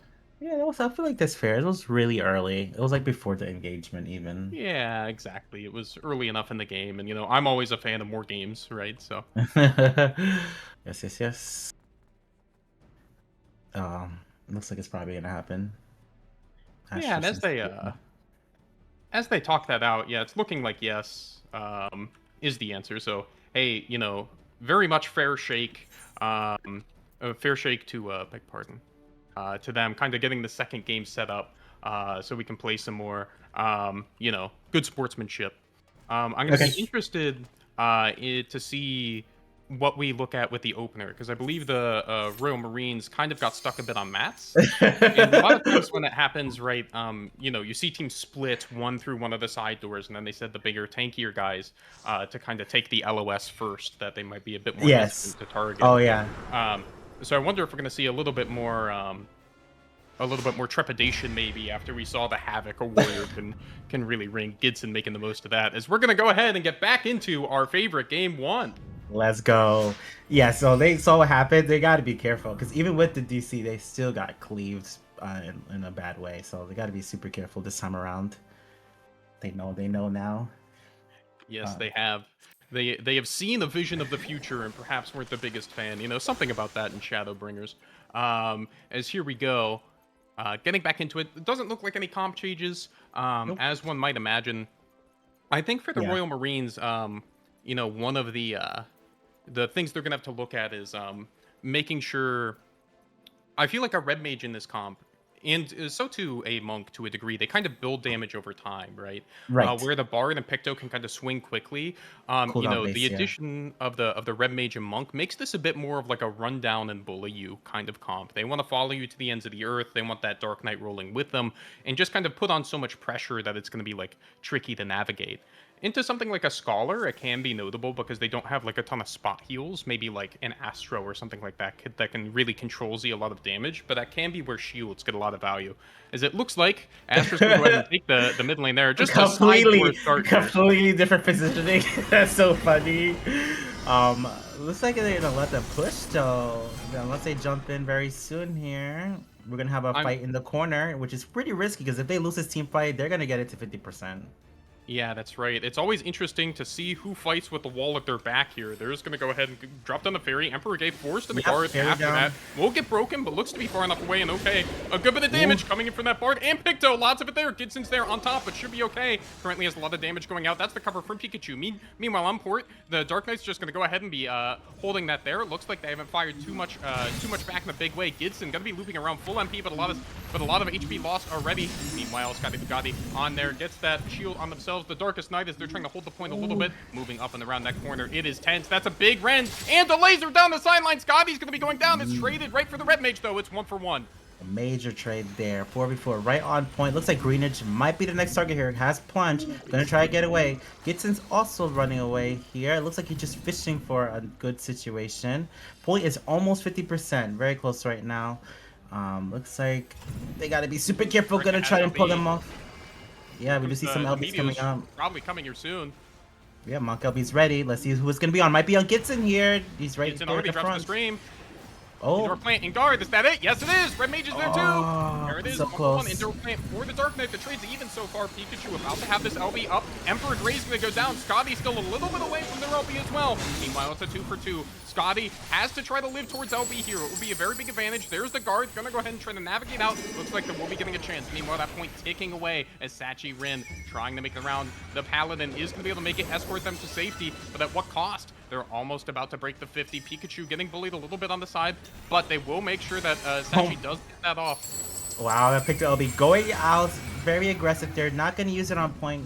Just going to try and get the burst ready here. Looks like they're going to try and pull in here. Pikachu using the Paladin LB. Going to be able to survive for a while. They also have Dark Knight, White Mage, and Red Mage LB ready. Combo could be coming out soon. Looks like Scotty's going to be loaded. here. Scotty in guard currently. It's going to be on tap Has for LB Gray. The though. guard is out. There's the cover. Well done from Pikachu. That kind of helped protect for there. Meanwhile, they still have gas in the tank. When are they going to look? Emperor Gray running back. There's the cover. Indoor plant low. Gidson tries to escort them out. Currently trying to make his way around. Looks like he's going to be going down on point. Bulletproof Vest is going to be the one to try to make them out. Be careful. No one gets sliced or diced here. Gidson will go down on the point. That will be it. And look at all the big... Oh my gosh. And they're still following up with Little Breaks right there. John's gonna try and escape here. Won't make it at all. There's 5 people there. And Team Royal will be able to push to point a little bit here. And who's going to get all the embarrassment of riches there? It is going to be the Dark Knight who's going to get basically half their LB off the coins there as they're going to start to bring it around this corner. Yep, we have Monk LB online, so that will be the first thing Royal will want to do here. Try not to do it into the Scholar, because Scholar will mitigate a lot of that damage. That's right. Let's see if they make it to 50% though. Are they gonna get stopped? Looks like Scotty's jumping on, gonna assault an Earth right away. Looks like the target Scholar LB's out. Scholar LB. There's the scream. It's on the Pikachu. They're gonna start looking there first. Meanwhile, Erica's gonna go ahead and launch it. Lots of damage. It's gonna be indoor plant. Erica! Ooh. Oh my god! So close, they weren't quite able to get it. Thought they were covered, not quite gonna be enough. Meanwhile, the battle is gonna rage on. It's a 2-for-1 so far. Scotty Bugatti currently getting hit, chased, harangued on the mats as that will be, beg pardon, Magalu going down as they will go ahead and wrap that fight up pretty cleanly. They didn't even give up the 50 touch. Ooh, they're gonna get some PR to Per Gray! Very nice. Winterbloom doing a great job from here. Gidson too. Yep. This Red Mage, stunned from downtown. That was a really good trickle too, so this is a really much in favor for Winterbloom. They're gonna be pushing it probably to the corner here, probably to like 70% even. If there is a silver lining at all, they do have this Dark Knight that'll be about to come online, so they don't necessarily have to take a fight way off like an LOS zone if they don't want to. They should be able to Yeah. stall it there. Pikachu's LB also coming up. There's the cake gonna drop preemptively, gonna be very annoying to Yeah. fight into as Scotty's gonna go ahead and stay on the point with the other Dark Knight. Damage getting exchanged. Looks like there's a... Oh, that's so much Cleave Emperor Gray in the back! He's Yeah. already gone! That was So damage, much yeah. damage. Yeah, Already Bard ripped LB was Sachi out Rin. there. Looks like they got a couple LBs ready to stall the point if needed on Team Royal. They got Paladin, Dark Knight, gonna hold it just a little bit longer. Dark Knight getting super low. We gotta get something done soon because we're heading into overtime. That's right. Erica screams. Silence is going to go ahead and go down. Magic Blue still has that LB. Will be a valuable tool in this overtime as they try to stabilize. Scotty Bugatti has the LB on the other side. Paladin is going to go ahead and go first. There's the big laser. It's going to hit everybody. Bulletproof. Taking so low. They just run straight back around the wall. The Scholar's going to go ahead and rip it in response. They're going to be okay. Big Southern Cross is going to hit a couple there. Keeping Scotty Bugatti alive. Or beg pardon. Yep. Keeping the team Living alive, that doing a is good bit of wearing off damage. right now though. Might go down here unless they get some The help. guard. Indoor plant and Yeah. waiting. Are they going to try to catch a send here? No, Scotty's going to go down. Astra has a Yep. choice to make. Are they going to send it? Yeah, they're just saying it. They're not, Pikachu, they're not they going want for the it, full Ren! retreat. Guard gets out. Good purify. Yep. Meanwhile, indoor plant might be in return. Yep, It's Monk LB is still alive ready if they well. want to use something too. So Oh my god, the three-person stun. It's so big. Indoor plant trying to run Akira. Akira, or sorry, beg pardon. Akira hunting them down in the background. That's going to be at the end. They have Meteo. Do they need it, though? That is the question. It's a 4v1 on point. Big Silence is going to come out. Gibson taking a lot of damage. Ooh, they are going to send another through. Scotty is there. Takes so much damage quickly. Going to be able to erase a lot of that, though. But still, Yeah, it's a very he's- tenuous kind of situation.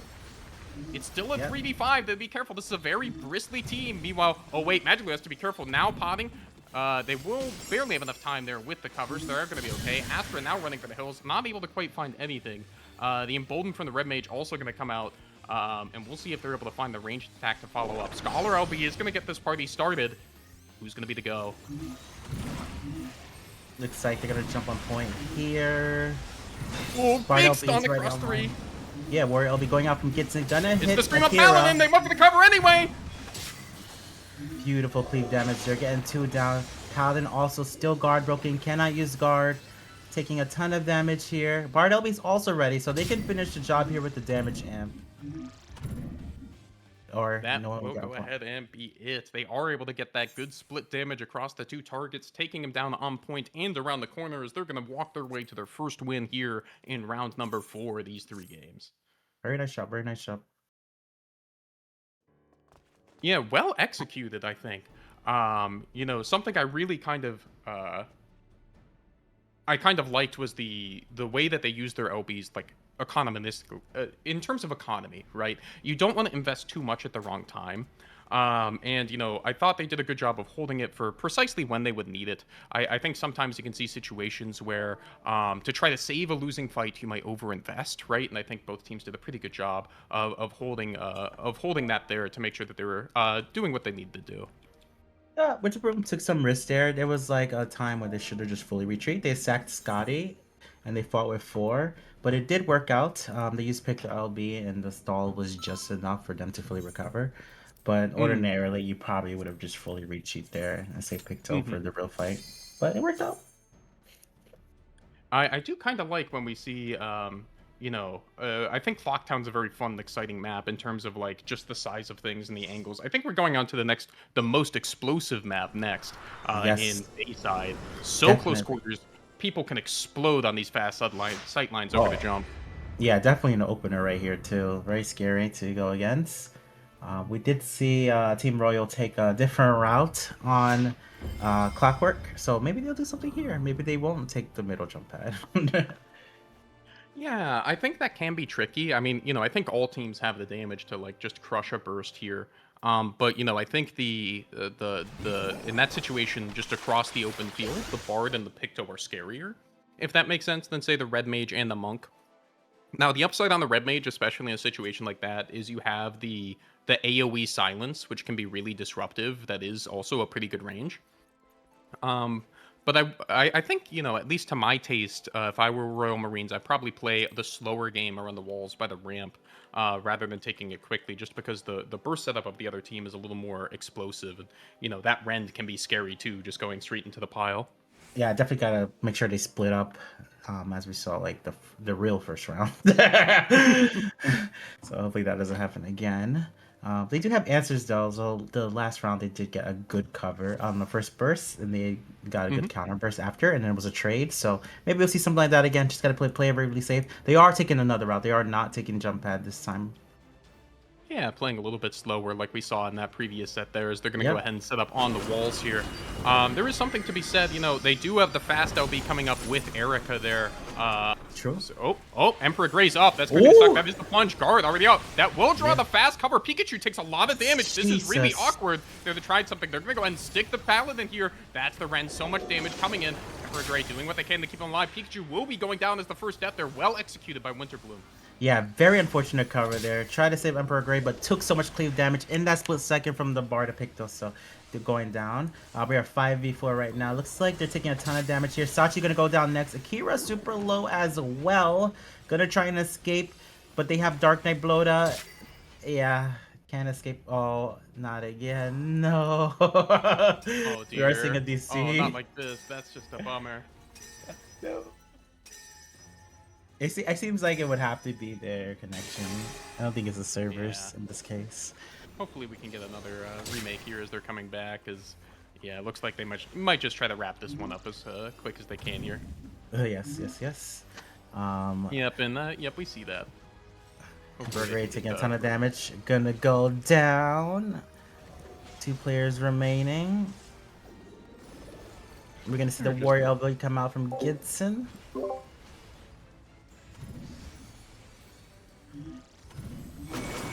And there we the are. match is over. Yep.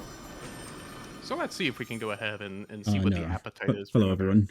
So, Hello, unfortunately, the disconnect happened after the cover, so things were already in action. Yeah. And for the sake of time, Ah. we cannot remake again. So we have to Ah. continue. Yep, I so that'll see. be 2 for Winterbloom. That's a bummer. Very much wishing your internet a speedy recovery, Pikachu. Sorry about that. Always a bummer when the games get interrupted, but it was a pleasure watching regardless here, as that's going to go ahead and be it for round number 4, at least for these 2 games here. Or 3 games, beg pardon. Oh, wait, sorry. No, that is, gosh, why am I so confused? That was map number 2, so we need to go on to map number 3. Is that right? Yep. Yes, there we go. Beg pardon.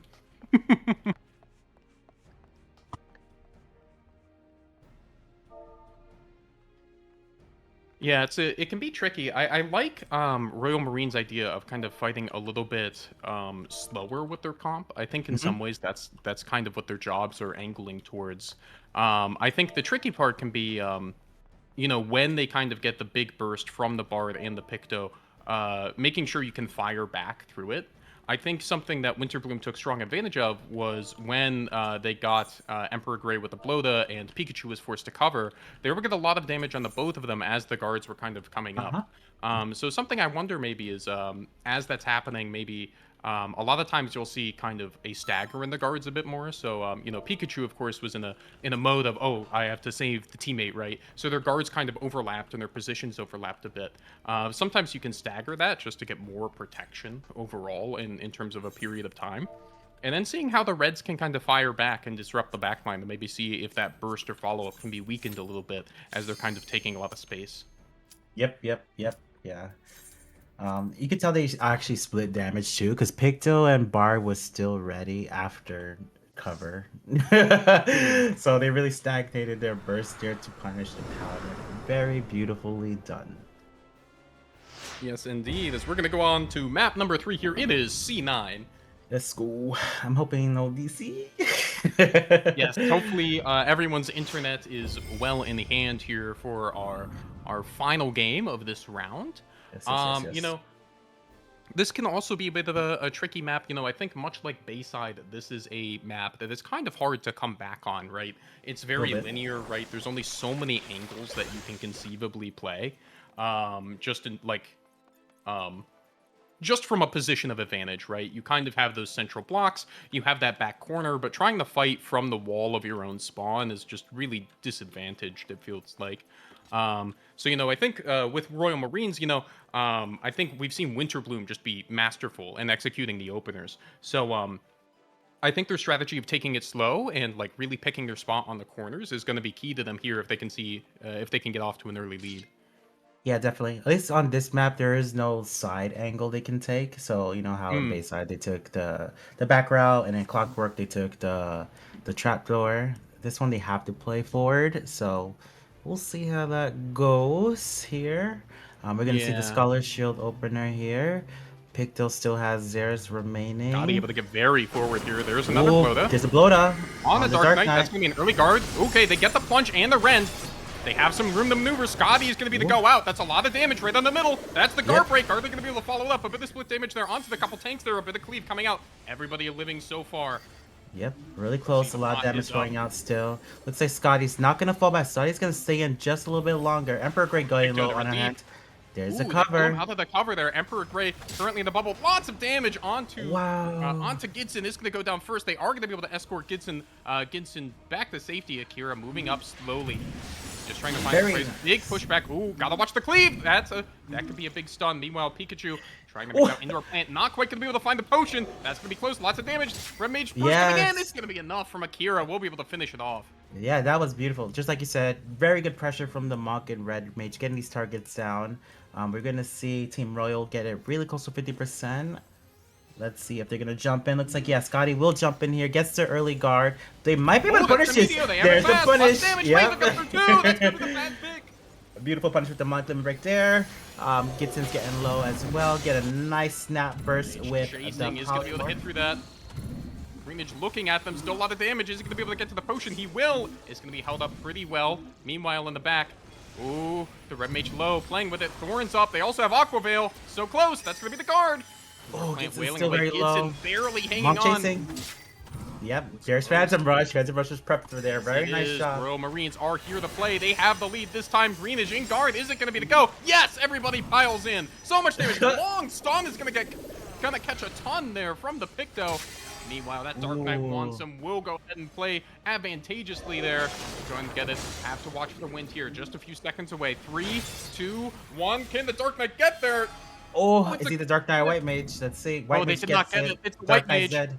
Dark Knight's dead. 4v4 right now on point. We're gonna see the pick to LB go out from John, a Bulletproof Heart. He's not on his cake though, so he's gonna take a lot of damage on the side here. Gonna get hit by the tornado and die! That's Meanwhile, they are crazy. going to try to find Indoor Plant. That was a really good Red Mage LB. Is going to put them in a difficult situation. Akira hunting. No Meteo for good measure. Goodbye as they go down in the back line. Meanwhile, back on point, they have 3 LBs. It's a man down, but an LB advantage. Pikachu guarding out. Doesn't want to pop the LB yet. Meanwhile, Gidson screaming on point. Who's it going to be? There's the row. They have to be careful. They're bursting into it. Could be a big heal here for Akira. Trying to get out. There it is. So much there. Scotty's going to go ahead and burn the LB. Meanwhile, Gidson chopping away. Not going to be able to blow them back. The cover, if they need it. Pikachu, meanwhile, making sure they're getting the safety. Emperor Grey also standing around the corner. Dark Knight kind of tanked the point. Silence coming out onto Scotty. Let's see if they want it. In guard, the Rend, meanwhile, on the Dark Knight.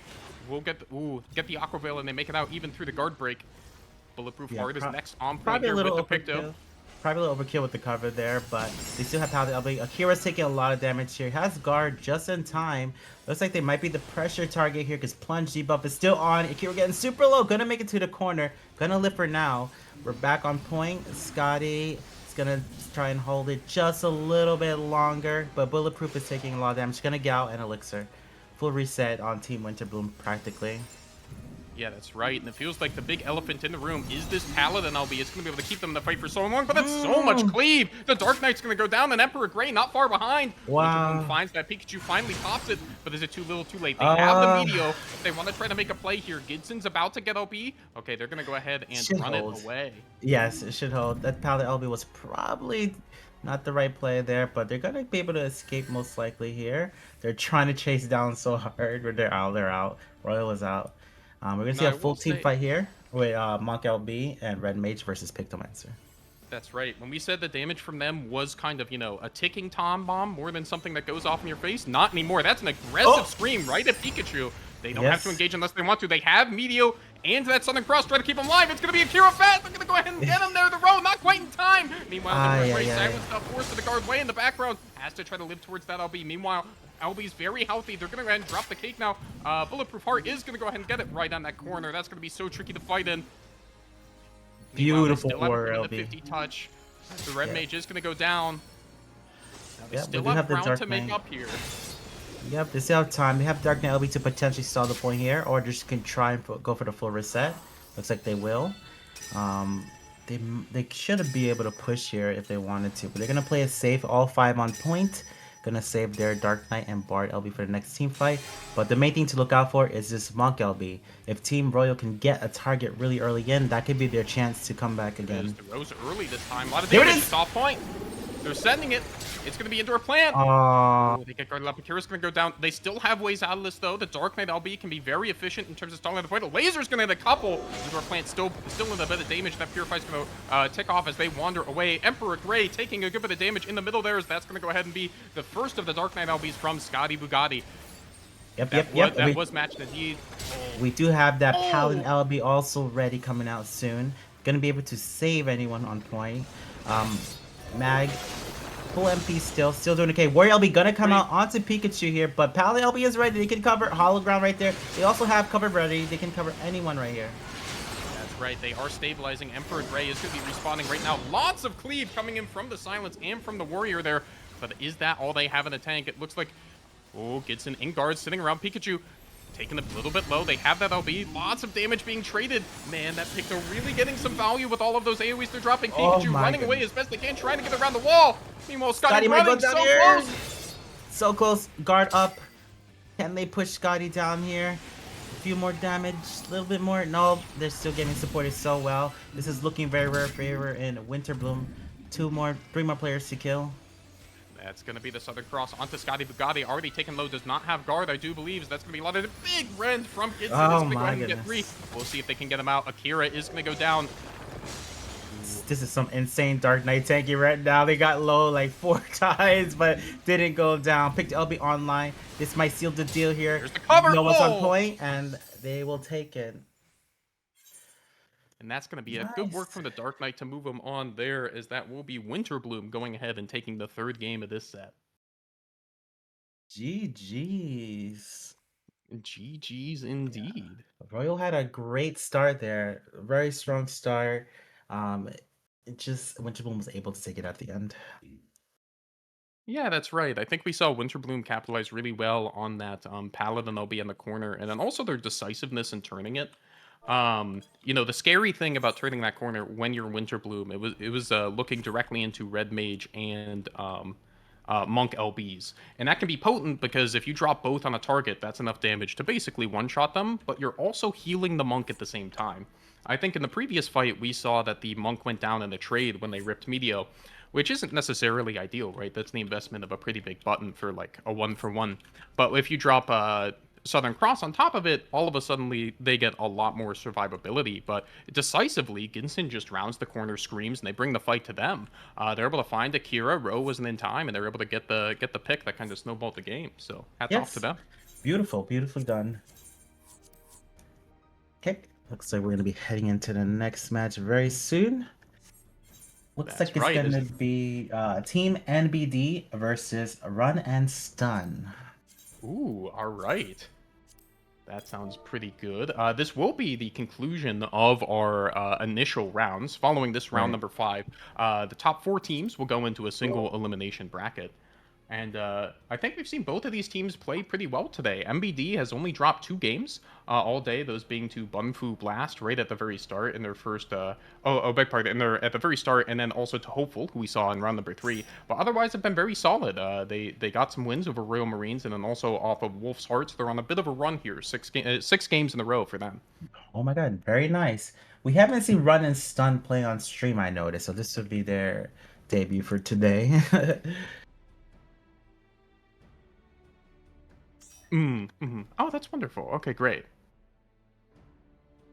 Let's see here. Okay. Let's talk about the members then. Let's talk about the members of NBD. I could do that. Alrighty. Okay, so Team NBD, they have Sen Noodles, Orpheus Slane, Son Jiu, John Jitsu, Celia, Keyleth Creed, and Thyla Boltail. Tall? Can't see that. We did see them play earlier on the first round on this stream, so very excited to see them again. Yeah, that's right. And for Run is Done, we have Moy Loco, Bodvar Grand Scream, Levy Scarlet, Nia Cross, Sylvan Draver, and Koichi Kun, who are a bunch of folks who were in our Squires League tournaments not so long ago. Kind of getting into the game that way and really leveling up, of course, with our coaching program there. So that's always very fun to see. We also know that Bodvar is a known dancer player, so we're gonna have to see if that's going to be brought out. And these are some folks who are kind of looking to get some more games now after they played in the Squires League, and we'll get to see them make their debut on stream today. Yep. I played with a couple of them on Thursday in Community Roulette. Nia Cross, Koichi, and Bodvar. They show up very regularly to that, so that's some scrims I've seen of them and played with them. So very excited to see it. Yeah, that's perfect. And it looks like the first map, the maps we're going to play are going to be Bayside, C9, and Palystra to close out our final round here. Okay, Bayside. So we got the chaotic start. C9 you say, and then Palystra. Okay. Yeah, that's right. So I've enjoyed kind of the selection of the maps because, they haven't been random or counterpicked, but I feel like we've always gotten a pretty reasonable sample of the different maps. It seems to be a mix of the big ones and with the small ones, right? Instead of being, perhaps something like Red Sands into like C9 that can favor certain like places or comps, right?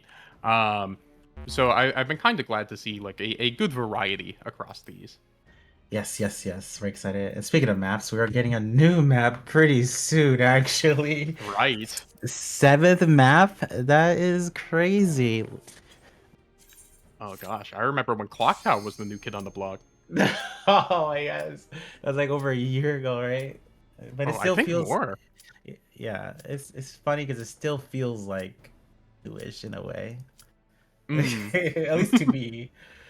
No, I'm with you. Oh man. So, we're going to be finding more about that at FanFest, right? Which I think, as we all know, we're going to be seeing more of you at. Beg pardon, so sorry to interrupt. Oh, you go ahead.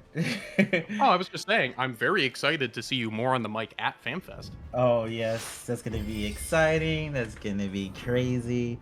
And then like right after that is the actual patch, and we'll see the new map. So. Yeah, exciting times for PvP. Here we go. Team NBD versus Run and Stun.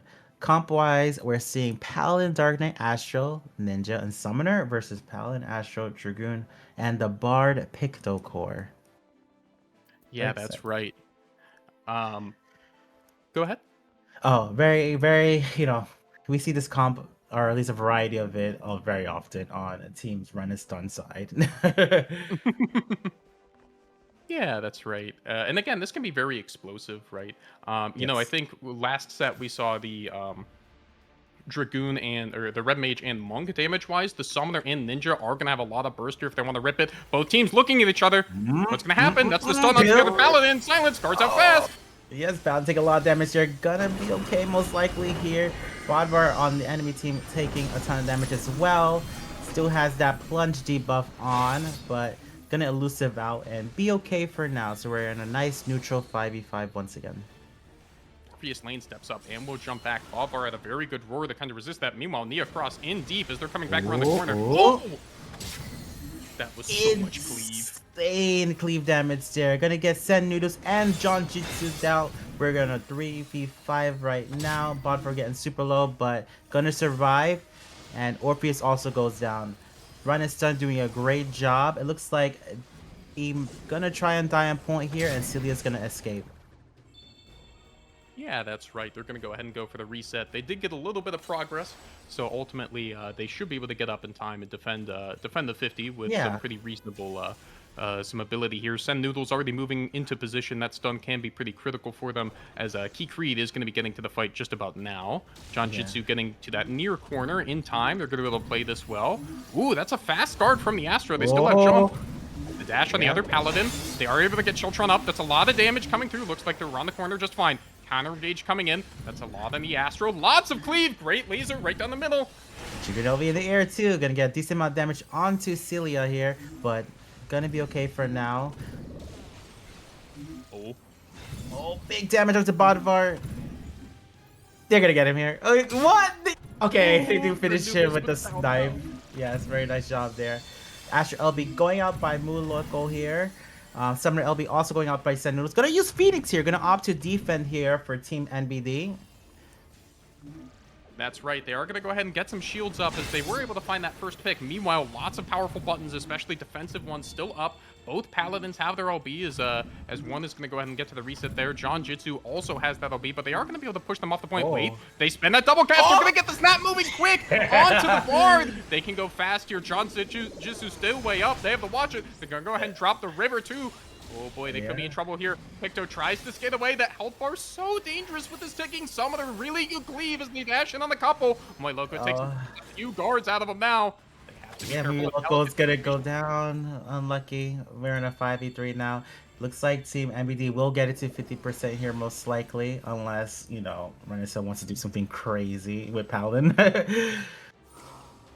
Yeah, that's very right. nice. Okay, they're going to go ahead and get charged up here. My Loco should be respawning shortly as this cap's going to go ahead and get around. Yep. Yep, we got Doton prepped on point. Looks like they're gonna start jumping in right now. Who's gonna be the first target? Looks like they're gonna be Vonvar! But Pally LB gonna go out. Should be able to cover too if necessary. Not gonna opt to use it quite yet. John Jitsu's gonna get covered instead though. The Dark Knight, Telia, and John still have their tank LBs ready, so they can stall this for a long time if necessary. Yes, that's right. They sent a lot of damage, but they were able to use that to mitigate the cleave. Meanwhile, Levy, Scarlet in guard, getting a lot. The Astro is looking, dashes straight to that potion. They're going to be okay. So far, they've taken the punch from all the LBs, but let's see if they can fire back. It's going to be Nia Cross. Already used that running back. Potion's not there. We'll have to guard around the corner, but they take a lot of damage coming up the ramp from that Bahamut. Yeah, Bahamut's gonna be the choice this time. They're pushing in it the slowly. air. Barbar gonna use Dragoon LB. Are they gonna land on anyone here? Gonna get a decent amount of damage onto Key and Noodles, actually. Looks like Team Run is Stun might take the initiative here, it looks like. Yeah, that's right. We have the Crystal getting very perilously close to the end here as they're going to go ahead and find it there as they have a surmountable lead with a minute left to overtime. Yep, very nice job, very nice job. Team MBD decided to keep their tank LBs for this next team fight here because we're going to be heading into overtime in about 40 seconds, so very smart play here. They're going to have almost Exodia too as well, so they have that Ninja and Astro going to be online for the next team fight as well.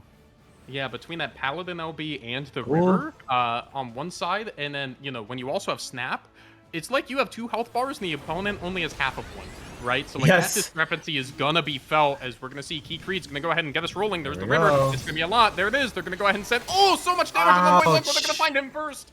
Right, followed by the Picto. Excellently executed. The Snap is out and rolling. So much damage there as they're gonna be looking to wrap up this first game. Yep, 10 seconds up on the clock. I don't think anyone can make it on point in time. Bard gonna get CC'd most likely. Ollie pushed a point closer to him actually. Gonna make it on, but not gonna have enough teammates to retreat and make it. Oh, Dragoon LB's ready actually. Here comes a little bit of a stall. They have a little bit of time here. Paladin might cover right Astro after. and the Picto. Yeah. Who's going to be the go? They're going to try to find Sen Noodles around the side there. Bahamut's going to come out. Oh, no one's on right now. No one's on right now. Ooh, it's oh my god.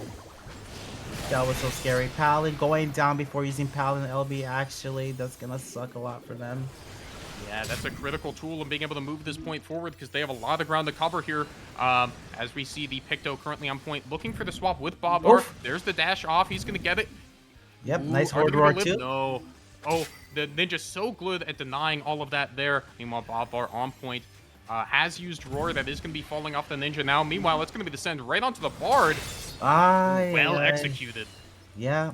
Paladin getting real close. Can't cover though, but I think they'll make it on the point. They have hollow ground right now. Gonna be able to stall just a little bit longer. Astro coming in very soon too. Cover is ready, but you know it's gonna be hard to recover when the pressure is this high.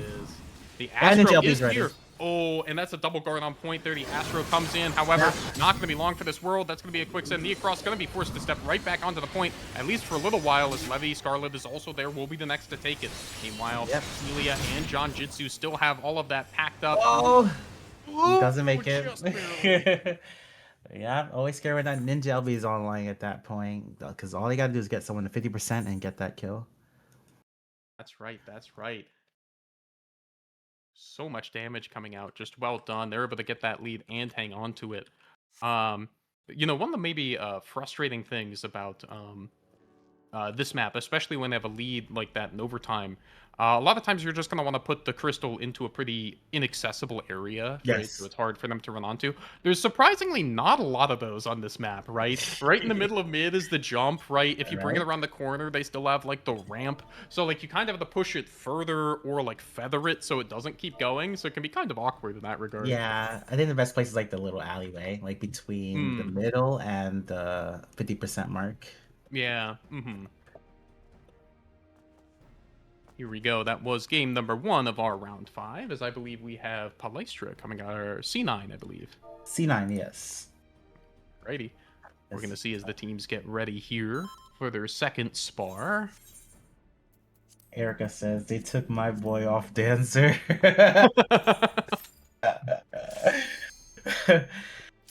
Don't sleep. That job's a lot of fun.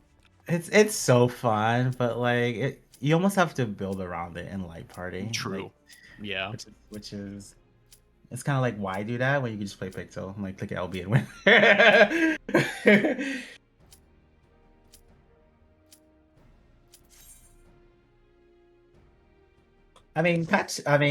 Big patch soon. 8.0 is not okay. It's kind of far away, but we'll see what they do with Dancer at that point.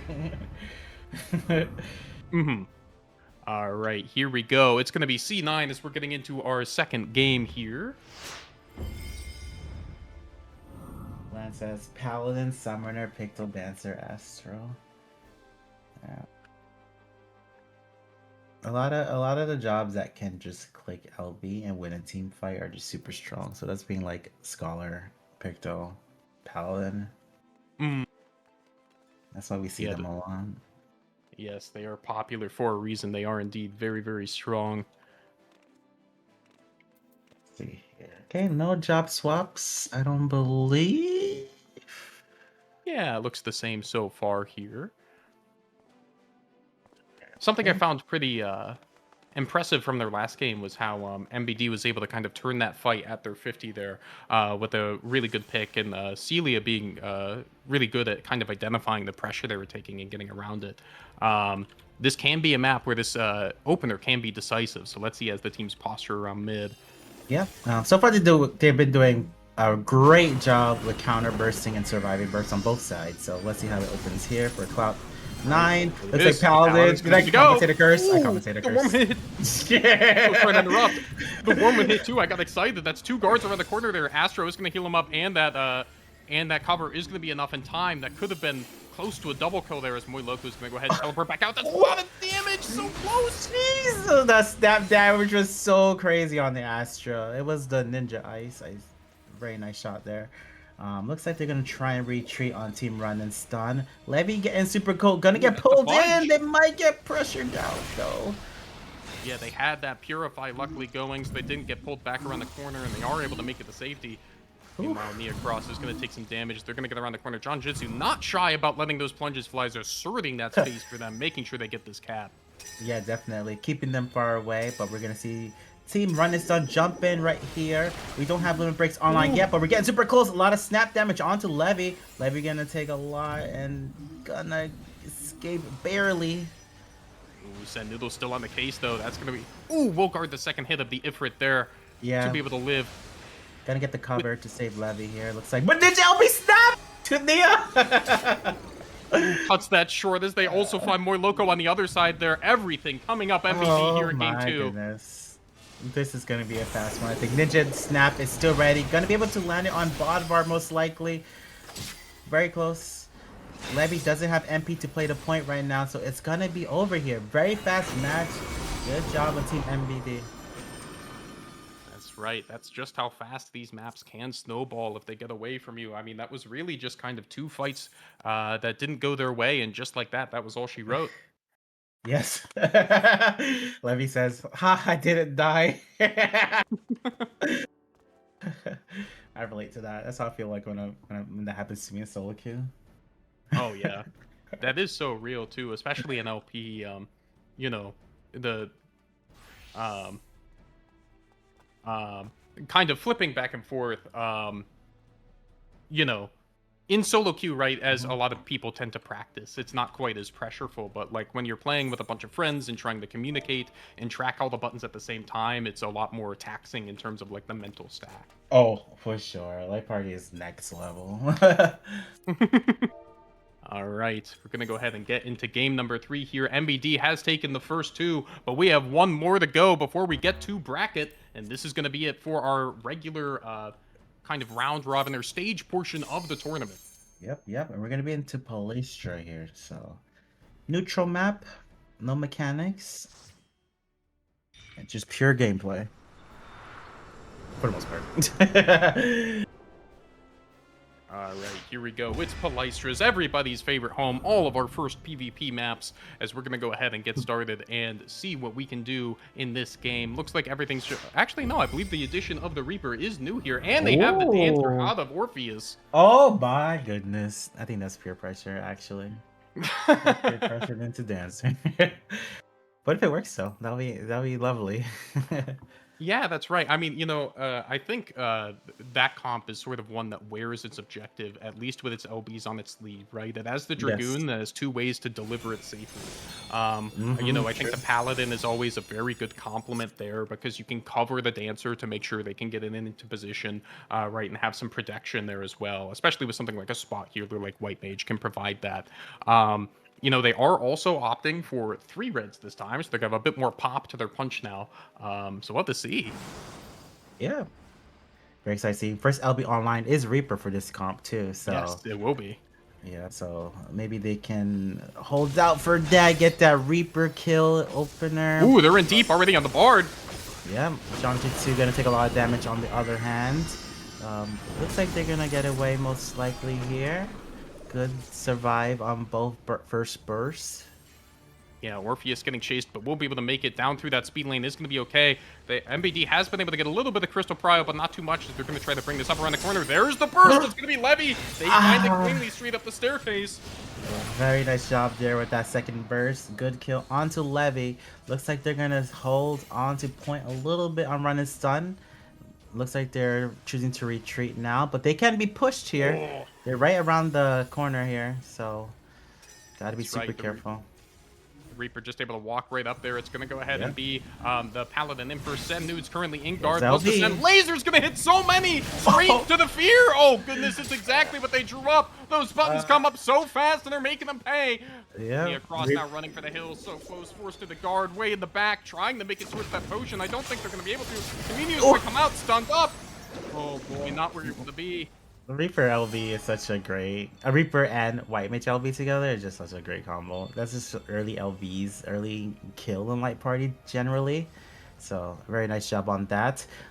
Team Run and Stun has that Dragoon LB online. They can use it to stall if necessary because it's getting really close to 100% here. Yes, it is. This could be the last stand here. As Babar's going to be the first in and going for the Orpheus.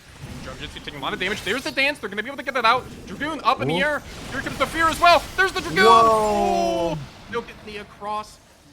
Oh, Both boy, that looked pallets a down lot right now. for just a Yep. few. Yep, and we're back into a 4v4. We do see a couple LBs coming online for Team Run and Stun. Astro and Picto, 2 big ones. Oh. Bob are gonna take a ton of damage though. Gonna go down, unfortunately. Very nice job on Team MBD. Looks like Team Run and Stun want to try and retreat just a little bit, but they're not getting access to that really easily. Reaper being very aggressive. Yeah, Astra did kind of have the point reset. They're bringing it back around now. Nia Cross is going to go in and take a bit of damage for the trouble, but should be able to pot up. They will have LB here for the end. Is they're going to just hold the crystal there? Okay, now they're bringing it right around the corner. Oh, that's so much damage. Yeah, we did get So picked much up. We're right close to the point here, though. So just gotta take advantage that they're gonna get it. They're gonna get this kill onto Set Noodles first. Who's gonna be the follow-up here? Nia Cross was able to have that huge save on the Bard.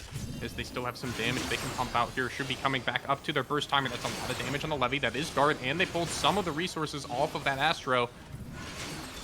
Yep. They're able to get to the potion without too much trouble. Team MBD choosing to stay in just for a little bit longer, but now they're jumping right back in. They have Reaper LB and Dance LB online. Dance LB on they're up. going There it first. is. There it is. There's gonna be the combo with Dragoon. A lot of damage.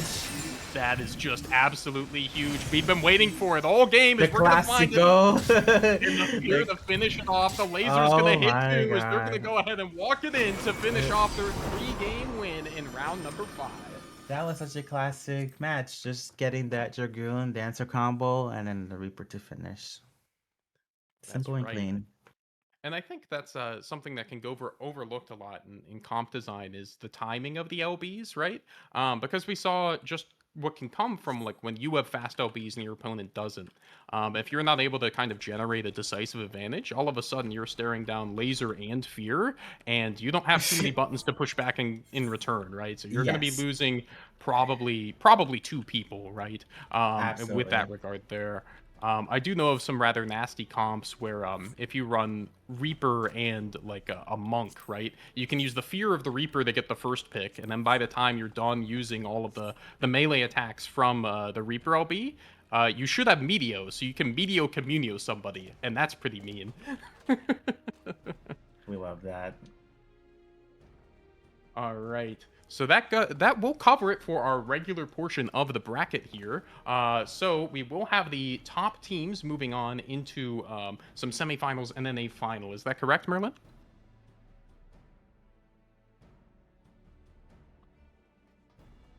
Alrighty. Sounds good. Oh. Oh, sorry. Pardon. We had a Phantom Merlin on our ear, everybody. But yes, we are waiting on the last few games to finish here. You can see the final match of Eidolon and Royal Marines currently going on our other channel here, so be sure to check that out.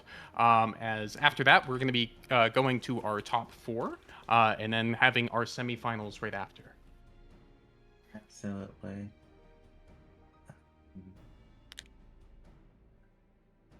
Okay. Looks like we're gonna take a 2-minute break. Lowen's about to jump in, y'all. Alrighty. Yo, hello everyone. We're gonna finish tallying up our points on our end. It does look like we have a very clear top 4, but give us 2 minutes to just get everything clear. Make sure we tallied up all of the crystal progress in case there was any tiebreakers. We're gonna go ahead and ping the captains here shortly in our chats that you guys have been following. But don't go anywhere. We'll be right back in 2 minutes. See you soon. See you soon, everybody.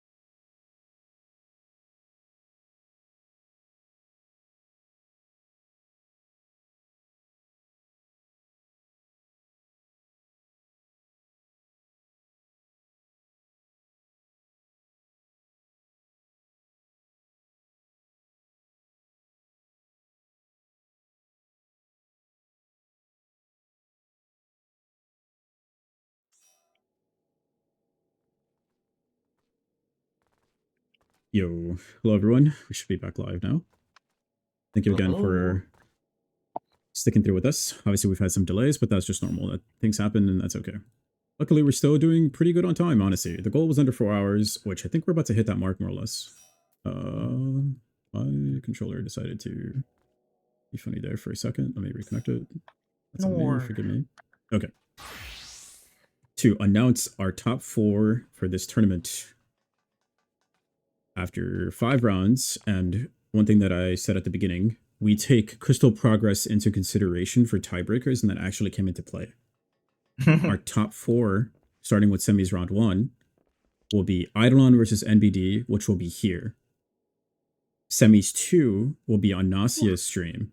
The other top 4 consist of Hopeful versus Karasuno or GDT, etc., etc. They have a bunch of names. You can find that on Nasia's channel. So that's going to be a sick matchup. And Eidolon versus NBD was super hype in CCRC, so this is like their revenge matchup, which is going to be super hype in my opinion. We'll see how they pull up. And yeah, again, the top 4 consist of Eidolon, NBD, Hopeful, and Karasuno High. Let me confirm that Nasia is directed to the right party finder, and then we'll get started here shortly. Okay, that's exciting. But let me get out of your guys' hair. If you guys want to talk about the teams, go right ahead. Again, thank you so much, Ryan and James, for being here. Let me get out of your guys' way. Yeah, Absolutely. Okay, And so thank you, Ruben. Eidolon. Yeah, thank you so much for having us. So Eidolon versus NBD, the CCRC run back. That's right. Those of you who remember that game, this is worth watching again. We did already get a bit of an appetizer of the game on the other stream in round 3 today with Hopeful and Karasuno High, and that will be on Nasia's stream. But for us here, we have a team that you're going to be seeing in just a few weeks on the main stage versus a team that's looking to get a little bit of a run back going. Yeah, very excited to see it. I think we're likely to see the Bard Picto. But they have options actually on Team NBD. They're a team that their players play a lot of different jobs. I think something I'm interested in seeing is Eidolon is probably one of the most aggressive teams in the entire tournament. Like, if there is a team that can be described as like whole W going to run you down, like, I think Neo's Warrior is a very good example of that in terms of like they're gonna get in your face and they're gonna fight you and fight you quickly. Yes. And I think that can be difficult for some teams to handle when the decisions are getting made that quickly, and with the level of coordination Eidolon has, it can be a really tough train to stop. Yes. Of Totally, course, but sure. what do you think? If you were looking to try to slow that down, how do you think you'd approach it? Oh my goodness. It kind of depends what they're running, because they've definitely been shown to like play a different variety of comps. But their tried and true definitely is Warrior, but we'll see if they play it. What's a strong point about Eidolon is like they've been together for so long. They have That's the right. coordination because they've been playing in tournaments for a very long time compared to other teams. Yeah, very, very stable roster there, as we're going to see them on the main stage. But first, we're seeing them right here, right now, here at the semifinals of the Guard Break Nova Open. It will be a best of 3, same with the other set on the other channel. Grand Finals will be a best of 5, but the first map will be Palestra into the loser's pick. Yep. So comp-wise, we are seeing Paladin, Dark Knight, Sage, actually, Scholar, Reaper for Team NBD. So, like I said, they've been shown to run a lot of different things. We saw Key on Ninja earlier. We saw Noodles on Picto earlier, I believe. And no, Summoner, actually. So, these players can do different things when necessary. I do think so. Earlier you were saying like what would they do to like handle the aggression of Eidolon, and this could be it. 2 healers, 2 tanks. Yeah. A movable object, unstoppable force here. Certainly. As we get ready to get underway, the gates are dropping. Let's see what we have. This first, you gotta react to this burn! Gonna be on the Paladin. Yep, and they're gonna get him quick. There it is. Neo not wasting any time. Pharaoh takes a little bit of damage on the other side, but we'll be okay. Yeah, so much. I don't even know if the Cardia shield went off in time. It was that fast. But it looks like they got to be careful for the Eidolon's next burst. It's a ready.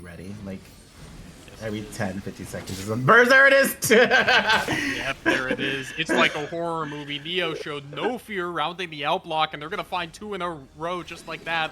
Oh, Uh-oh. Yeah, you gotta play. You gotta play super far back against this type of comp. You can't just like be at the wall because they can push, get that kill, and then it's still their turn.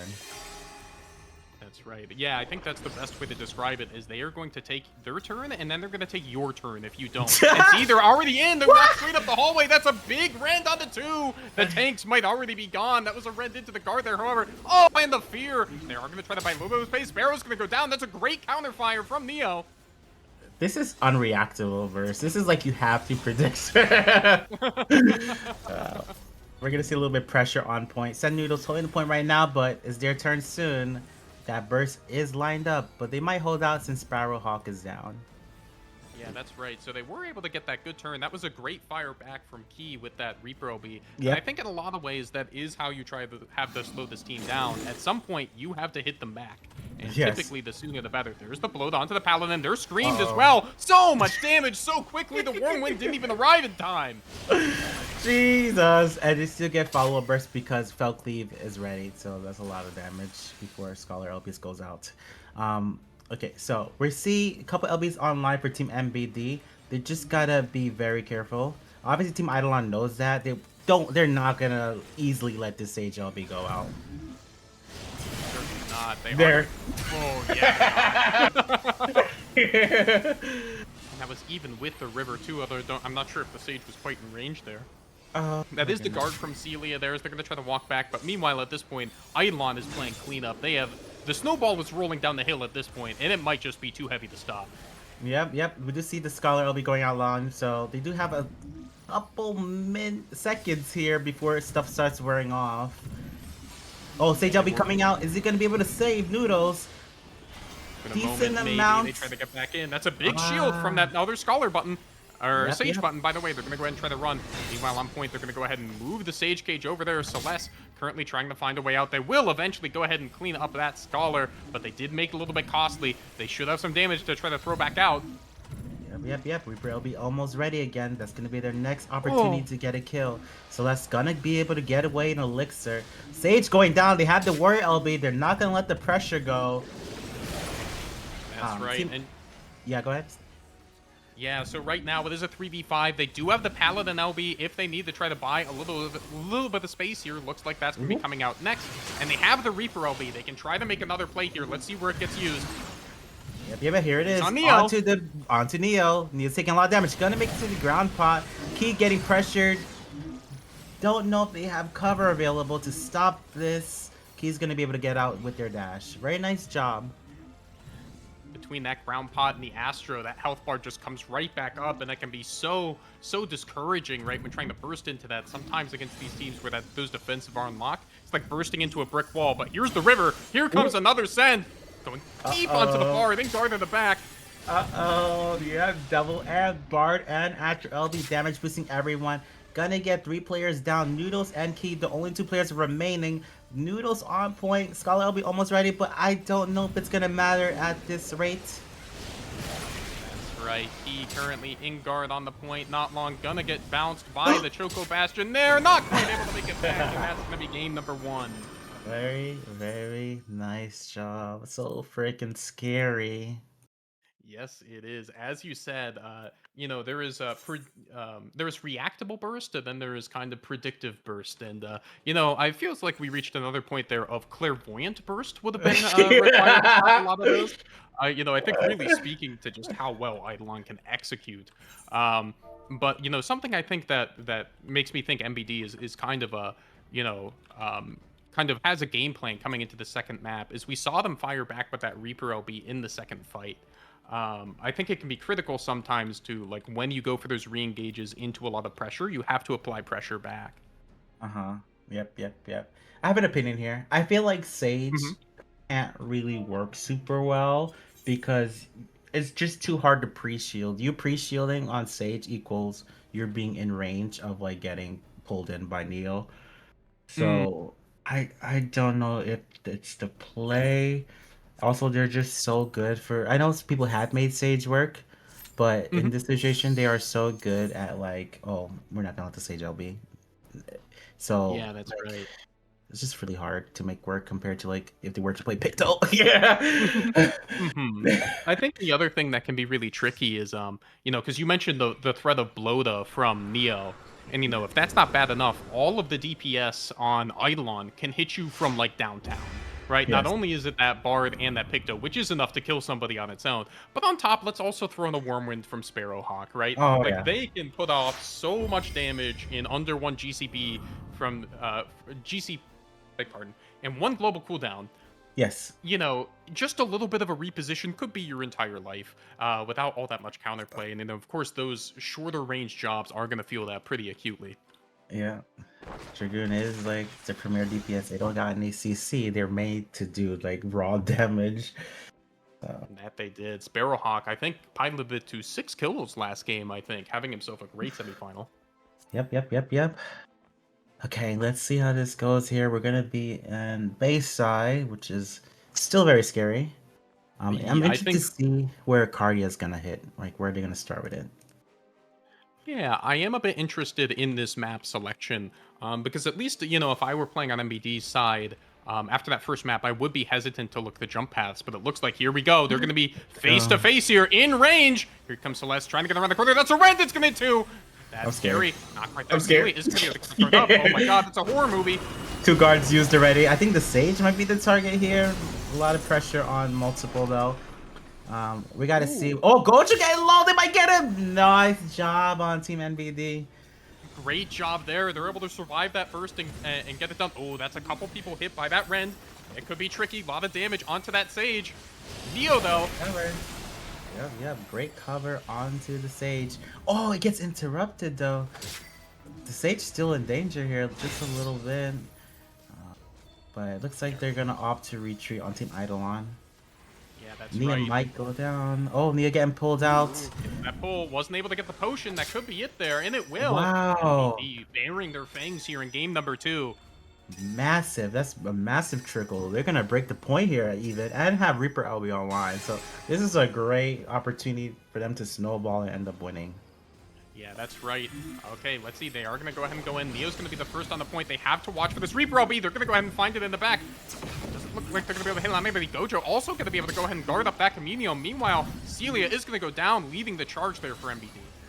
Yep. Orpheus is going to be the next target here, getting super low. He still have a little bit of damage remaining. Dragoon going online for Sparrow. They're just going to get the cleanup here. Yes, they will. That's going to go ahead and wrap that up. Looks like he is going to be going down right on point here as Eidolon is going to stabilize and get the crystal pushing back their direction. You have a beautiful job. Team MBD do have great LB combinations, or just great LBs in general. Like Paladin wins a team fight, or defends against a team fight. Same as Scholar, same as Sage. So let's see how their orders are going to be here. I imagine Scholar first, and install until Reaper LB. Probably the Scholar if they want to peek the corner fast, and that's Yes, the the thing. Scholar. Okay, they're going to go and drop Choco Bastion. It's going to be Neo. They're looking at fairly quickly here. Orpheus already made his way to the point. The Wormwind's going to scrape a couple people just across there. Oh boy, that's a lot of damage coming out.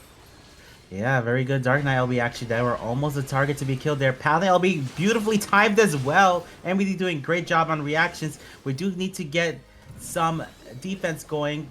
Burst is about to come out from Team Eidolon here. We're gonna need a Sage LB or people will start falling over, I think. Oh no! That's the double. The tanks are going to go down together. Lots of damage there from the AoE of the Wormwind and the paint bucket drop coming in from the Picto. They were able to make it a good way through that fight. However, it wasn't quite enough. Yeah, that was a nice job. Nice job on Team MBD. They did the Scholar and then the Paladin Dark Knight, but I think they needed Sage there because all Eidolon was doing was stalling until those defensive LBs were out. So I think the Sage needed to rotate it right after to get their upper hand there. But good job nonetheless. They have the Sage LB here for this next team fight. Let's see what they can do with that. That can be a very valuable way to let them turn any corner they want to invulnerably, because peeking this team is horrifying. Yep. Right, there's like Paladin that. first, they're already in guard. Yeah, there it is. There it is. Down on point. And the Scream is up. Dragoon's going to go ahead and try to find. Oh, wow, they find the Sage in the back. That's quick. Yeah. Sage did not jump onto their LB there, so very unlucky situation. Celia taking a ton of damage. Noodles also taking a ton of damage. Who's gonna be the next target? Looks like Send Noodles. Yep, Send Noodles was the next to go down. All of a sudden, MBD, not too much damage left on the board as it's a 3v5, and the Choco Bastion will make it just that much harder. Celia in the back, forced in the guard. Sparrow and Neo currently all over. Yep. Picto having full burst available. We're gonna see Orpheus on point. Dark Knight LB's getting real close, but I don't know if they'll get it in time. Key gonna use Reaper LB just to stall a little bit, get a little pressure going onto Sparrow. Sparrow gonna use guard, gonna be out. Looks like they do have some life in them on Team MBD. Darknet LB is ready, Scholar LB is ready. That's right. Scholar currently trying to hold down that point as more people get forced over the jump. Send Noodles though way off point. Ooh, Celeste is there with the guard. Okay, they're gonna bring back Send Noodles. Is that gonna be the go? Looks like it will be. Trying to get that damage in. They will. Orpheus, meanwhile, taking up the point. Neo already brought pretty low. Are they going to be able to escort it off the safety? It's not quite going to matter. That's going to be it for game number 2. Wow. I'm gonna say TMBD did a great job there. Very, very good reacting to those bursts. Good mitigation LB's rotation. Very nice job. But congrats to Team Eidolon for taking game 2. That's right. Team Eidolon will be in your grand finals, and they're going to make it work just that well coming into grands here. The CU gets the gold medal as we wait on the result of the other game to determine the opponent. But also big shout outs to MBD. They played great today. I think in that second map they really showed how to stand up to that kind of fast aggression. Is when they were able to send themselves, they were able to get a lot of disruption, right? Because their team brings a lot of CC. It brings a lot of kind of big bodies in on the mix, and if they can disrupt all of that burst landing simultaneously or comfortably, right, they have the big bodies to kind of withstand that and mitigate how much when it comes out not all sync together. Of course, Eidolon though able to persevere, put themselves in the right situations, as we're gonna see if they can take down whoever might await them from the other side of the bracket. Yep. Judging by how it went last time, the other two teams, Team Kara and the other team, Hopeful, yeah, could be a long wait. Yeah, it could. Those were some absolute bangers, and one of them decidedly went the distance. 12 minutes. Let's see what Merlin is saying. Merlin says, "Let's pull it up here too." 1 second. Okay, so it looks like we're gonna watch that POV. Yes. Because I believe their second game is getting close to ending here. Yep. Hello. Hello. Hi. I'm not sure how's it if it's one. They're on the second game. I was told that it might go 1-1. We'll see. Let me open it up and put it up here. Might as well. And just to confirm, we will see Eidolon versus the winner of this upcoming game. Eidolon versus. Yep. Are you gonna do you're just gonna pull up Nasia stream, or are you gonna like Discord stream it? I'm gonna just pull it up on stream. I'm gonna be streaming the stream. Okay. Cool. Sounds good. Yeah. You're in match right now. Yeah, so there's currently in overtime. I think you're right. This is map 3 on Clocktown. Or They maybe are it's going not, to game actually. 3. Or sorry, big pardon. I thought it was the same schedule, but it is not. It's counter picks now. Holy, their game is so close. Okay, let me see if I can Yeah. get it Yeah, it's on They're in screen. overtime currently. Here we go. Oh my god. Dead Rise on Ninja, actually. That's his exciting main. to see. Yeah, Yep. he's sick with it. That is his main. And if once you get it pulled up, Merlin, if you could let us know what timestamp you're at, that would be appreciated, so we can make sure we're all synced up. Oh boy. I have so many sources on this. You know what's also impressive? Team Hopeful playing with this ping. And doing like god tier. Oh my god. My No spoilers. Ninja LB. They failed the Ninja LB, unlucky. Oh my goodness. I don't believe we're going to map number 2, I fear. Okay, so it's 2-0. Oh, you mean we're going to game 3 on? It is not going to game 3. It is not going to game 3. Okay, cool. So I don't need to do anything. Yeah, it just ended. Okay. Good, because I was having a hard time with my sources. All right. Yeah. Okay. Let me poof out of here again, and now we have Karasuno High, right? That is right. They were victorious. 2-0 in the run back from that round 3 banger we saw just before we came on. Sick. Okay. So I'm gonna disappear out of here. We know our matchup, and we'll get them in the PF sorted here shortly. I'll make sure Nasia joins our PF as well. Let me poof. All right, you guys got this. Thank you. Yes. Thank Sounds you. good. Thank you, Merlin. So, I think go ahead. we were talking about just like the scary levels of burst. I think this is kind of what happens in those crossover movies when two like monsters from the monster movie are in the same movie at the same time, like a Godzilla versus like, Mothra type situation here. Because both of these teams Kaiju. can both of these teams can just delete you. Yeah, the kaiju. When you said that, first thing that came to mind is Alien versus Predator, but your Yeah. example's better. Let's see here. So Eidolon versus Kara. What is your favorite team name for Eidolon? Oh, sorry, Kara slash Senbon slash. It's GDT slash what have GDT's you. your favorite? Well, I'd probably say I was a fan of when they were like 1,000 cherry blossoms or something. Oh my goodness. Their name was like a poem that was like 1,000 cherry blossoms floating in the breeze or something. I think long names are deeply underrated in the PvP scene, at least in my opinion. I think it is overrated. I like the quick short names. It's easy for me to remember. Right, but it's done so often. I was also, if anyone was around back in the day, for the 49ers super fans and that whole copy pasta, that may and or may Oh not my have been God. my doing. I remember this. I remember this one. All right, as we're getting both the teams into the PF now. Yep. Speaking of team names, we have a team in CCRC. That Yes, we do. I don't really like that, to be honest. I mean, it's simply descriptive. It's not. I need more creativity. It's gonna be funny though. For some people, I think the audience will laugh a little bit, at least. Oh yeah, I think so. Right, I believe we're seeing. We're currently determining if this is a BO5 or BO3. It is indeed up to the teams for what we want. Tomo is currently requesting a BO9.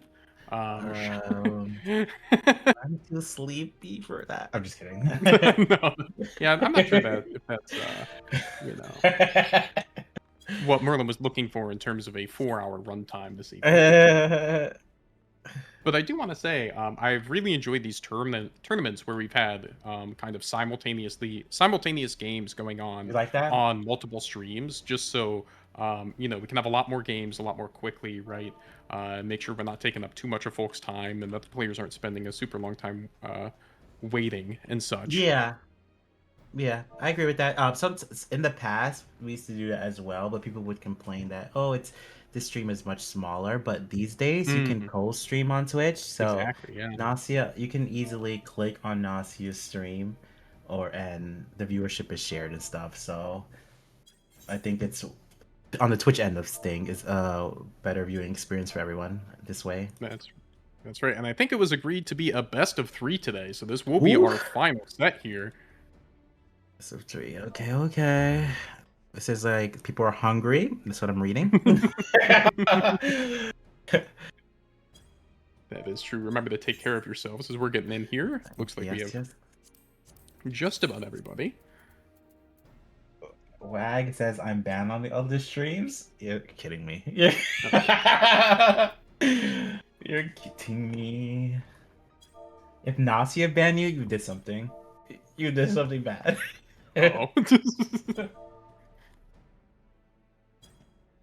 Lord said James is the kind of person who reads those JP novels that tell you the whole plot on the title. When they're like 400 years long. Yeah, no, I think it was more that I just listened to. If you're familiar with Sufjan Stevens and his album Illinois, I listened to that at a very impressionable time in my life. As we're gonna go ahead and get into game number 1 here. Getting spicy. Let's see the comps. I'm thinking we're likely to see the bar picked on both sides, but there could be a surprise. A lot of these teams do have more than 5 members, so there's also that, and maybe they want everyone to play. Yeah, that's right. I think as we see here for Eidolon, they do have Vestel and Gojo in, as opposed to I believe last game. Yep. Ooh, they're running Jay on Ninja this time. The J Ninja, of course, we do see the Picto Bard, also the Scholar Oh. coming out. Of course, for the amps, the shield breaks, and what have you, that can make it very annoying to try to play defensively into this. But Neo says, defensively, never heard of it, as they're going to come straight at you. I don't say Oh that my with God. any derision, Neo. I watched a lot of your Warrior as I was learning how to play it. I just die a lot more than you do. Oh my god, it's terrifying. Their bursts, they just time it so perfectly. And this is kind of like a range sort of both like areas of threat are equally sized for both teams here, right? So the spacing is going to be critical and who can hit who when. Oh, they're not wasting any time. Tomo's going in for stealth. First to go pretty quick. There's the Ren second. Yep. Vestel and Tomo, both the targets here. Neo gonna be the second target here. We're gonna see. Oh, there's the sheer break there. Yep. Team Kara There's do the have last 2 breaks. They have that Paladin and Ooh. Scholar. Neo taking a ton Ooh, of that's damage. Ooh, Jay on the rundown. This is going to be the dude. Pakor is going to come around the corner. Is going to be able to make it happen there. That will be first blood in this final. Oh, wow. That's a good bit of cleave there as they're going to go ahead and get that cover as they're going to play around the corner here. Wow, so scary. In guard. Yeah, Celeste got the shield break though. Gonna take a lot of damage. Goes down. But still also trying to run away right now. But Team Kara not gonna let them fully retreat that easily. But still gonna try and get to the floor pot. Can't make it in time. And we're in 100% on the 3v5. Uh-oh, Jay. Uh-oh. Just have that Looks like jump. Jay's gonna It be will- okay. That is the risk of sending out a ninja like that. They have him in a good spot, well behind enemy lines, but when you can teleport that hard and it untargets you, it can be tricky to follow. And Yeah, see Tomo once definitely. again taking so much space as Xiao Bao comes back around to the corner here to try to position. Neo is going to be in front. Oof. There's the send. It's going to have a couple. Jay so low. Beautiful reaction on cover there. Jay's gonna be okay for now. What's the follow-up? Looks like Neo's gonna get ninja snapped here. Nice kill. Tomo on the quick draw there, keeping him alive, and just like that, Astra at the go forward, and when you go forward, you're going to have to go through the meat grinder with this team, as that's going to be a lot of damage, and Cleave Vestel going to be the next to go down. Gojo in guard and surrounded, but looks like they're going to collapse point instead here. Yep. Only Gojo and the Pictomancer left. Uh-oh, Pictomancer being run down here. I don't think they're gonna be able to get on point in LB. Gojo also taking a lot of damage on the point, running out of options here. Yes, Gojo will be the one to fall there as Neo tried to peel with that Ren, as they're going to try to stabilize. They will have Xiao Bao out here with some damage. Neo is going to be guarded up. That will be the go. Paladin and LB going to come out. That'll blunt a lot at the tip of the spear here for Eidolon. Wait for the fire back. That's so unfortunate. Picto LB going out, but dies in the animation. Good attempt, though. Dragoon gonna stall the point just a little bit longer. We do have Bard and Astral amps up, but it's so hard to do that when your team isn't together. They're very trickled right now. Yeah, that's right. Gojo's going to be the next on as they're trying to get it coming in. Here comes Neo. He's going to onslaught on, try to buy some space. He will scream Tomo as he is a bit behind enemy lines, but they'll be too far from the point to follow up as they need to keep it close. Oh my god, that's so much cleave on the Buzzy. Forced to guard so quick. Yep, Buzzy gonna be be able to okay. get out though, it looks like. They do have that Scholar LB online for Mountain Boop, so good stall situation. Celeste does have the Astro LB ready. That's kind of their last Hail Mary to get a kill here. They're actually grouped together. Let's see if it can work out for them. They gotta get on! No! Gotta get on! Oh, just barely too late there. Oh That's my gonna god. be game number one. Yeah, it looks like they were trying to regroup for the Astro LB, but it's just not enough time exactly. Well done there by GDT to go ahead and capitalize. That can be tricky, of course. With the Warrior, you can come around with a pretty big rend if you want. We've also seen Neo getting a lot of mileage out of the onslaught first into the Orogeny just for like as much damage as you can. And let's see, we're going to go ahead and find the map pick, which it looks like it's going to be Volcanic Heart. Ooh, okay. I will say I like seeing this comp with Ninja. It looks really fun. Yeah. Bard You know, I with think Ninja. the kind of mobility and long range stun of Ninja was really able to help find that first pick in the opener, because they were able to get clear and LOS a lot of the from downtown elements, like with the Bard and the Picto, but that stun stopping them before they could get up towards the potion allowed the Bard to turn the corner and capitalize. But here, a lot more corners to turn, certainly, on Volcanic Heart. Yeah, you're totally right with that. That ninja double stun really secured that first kill. Let's see how it goes here on Volcanic Heart. Let's see. Same comp, same comp. This does kind of feel a little bit like the opposite of Palestra in that instead of having this wide open mid, instead it's a very congested one with lots of opportunities to kind of fall back in LOS. These comps, I think, are fairly similar, right? You know, the difference being in the tank and the healer and the third DPS. But, you know, as we've seen, the Picto and Bard core are going to be both similarly inhibited by, like, the walls and stuff, right? So that should go a decent direction in terms of, like, blunting the, well, blunt force trauma that you will experience trying to peak one of these teams. You know, in such cases, I think you can get more mileage out of something like an Astro as opposed to a Scholar, right? If you're able to just drop the tempo a bit more. But of course, if the Scholar is able to get rolling and to capitalize on the shield breaks, right, that's where, you know, the Astro's value can be comparatively lower. Yeah, hard to agree on that. It's hard to dive in and then like you guard and then they break your guard. So a lot of counter burst strategies coming in here. Looks like they're gonna go for Tomo first, but this could be a bait. This team, Eidolon, really good at the swaps, so gotta be super careful. Just a lot of really good value there from GDT as Jay's gonna be stunned up on the side, is gonna be forced to guard. Neil already fairly low, is gonna try to find a potion here. As neither team was shy about peeking at the initial stage. Ooh, good cleave from the Ninja too. Yep. Oh my goodness. Gotta be super careful here. Burst ready. Neil gonna go in first. Gonna get some stuns. It looks like Jay's out of play right now. Getting so he's gonna come out in a second. They gotta be careful with those ninja stuns. Oh, the Stella's up with Wormwind. Oh! Very nice Wormwind hitting 4 there. Oh, they pulled it back Tomo. Oh my god. Very good. Oh, the fallen tape, they got him! Oh my god. They're gonna get the trade here. Neil is super low. Is guard broken? Trade 4v4. That was close.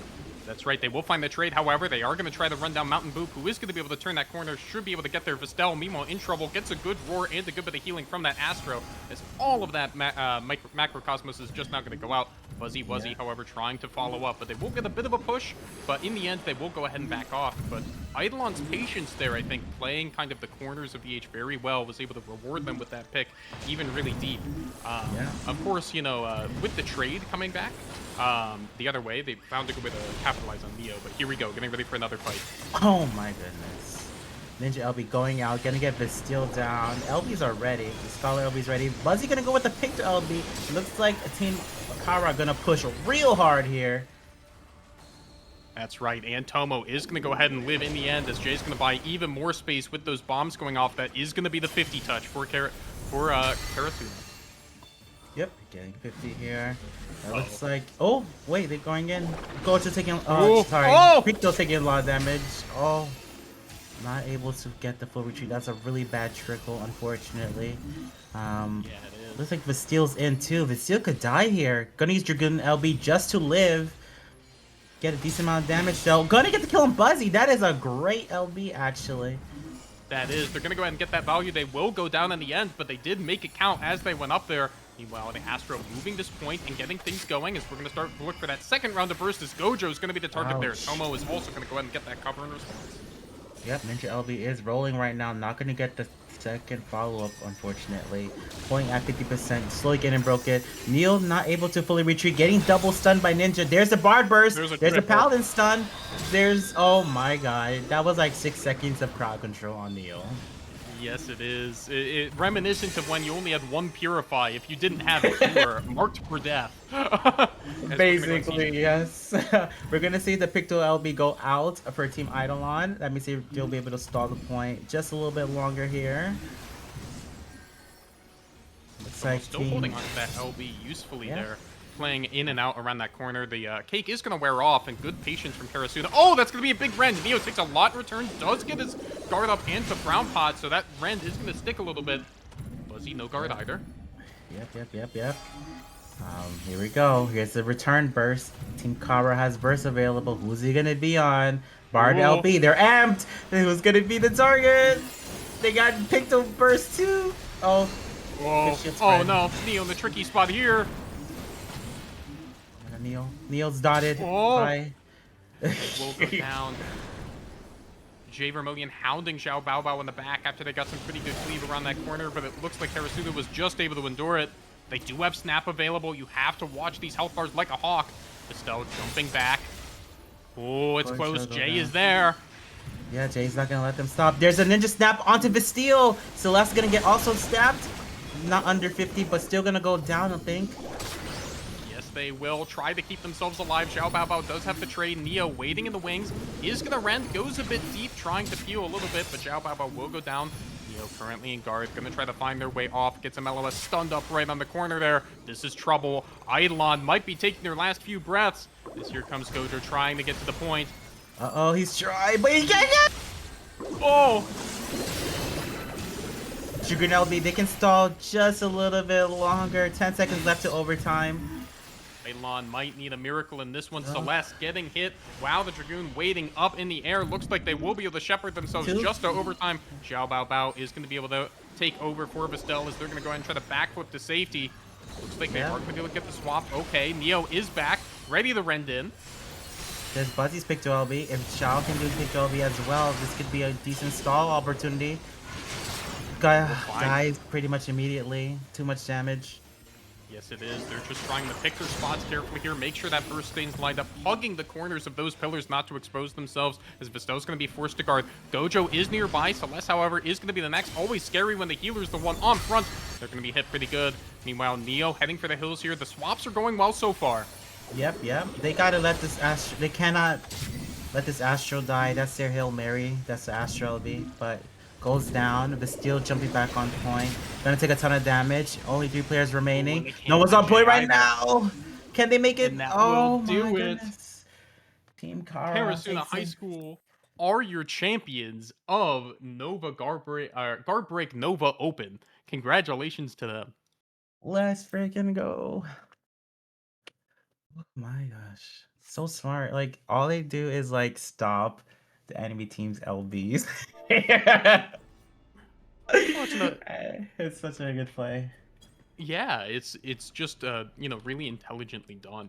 I think too, like they have a very good sense of when they can be aggressive versus when they can't, right? I think we saw that one point with the Picto trying to find a place to pod, right? So they run down one hallway by their spawn and they LOS that, and then meanwhile, I think it was Jay was just on the other side and comes around and kills them, right? So they're always peeking, where you don't want them to be, but they're never overstaying, overextending.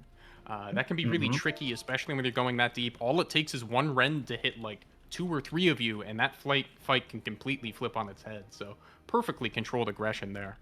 Oh yeah, these players do the math on like exactly how much abilities and hit actions they need to like get a kill on someone. That's right, and they measured it out masterfully there. Lucky for us, this is not the last we're going to see of a couple of these teams. Of course, we have CCRC coming up, commentated by your very own Brian Ricardo here soon, and we're going to get to see both Eidolon and a lot of members here of this GBT team in action in just a few weeks. Yep. It'll be on the Final Fantasy 14 main channel on Twitch. It'll also be on their YouTube channel too, so it gets saved there if you ever want to watch it or watch it back as well.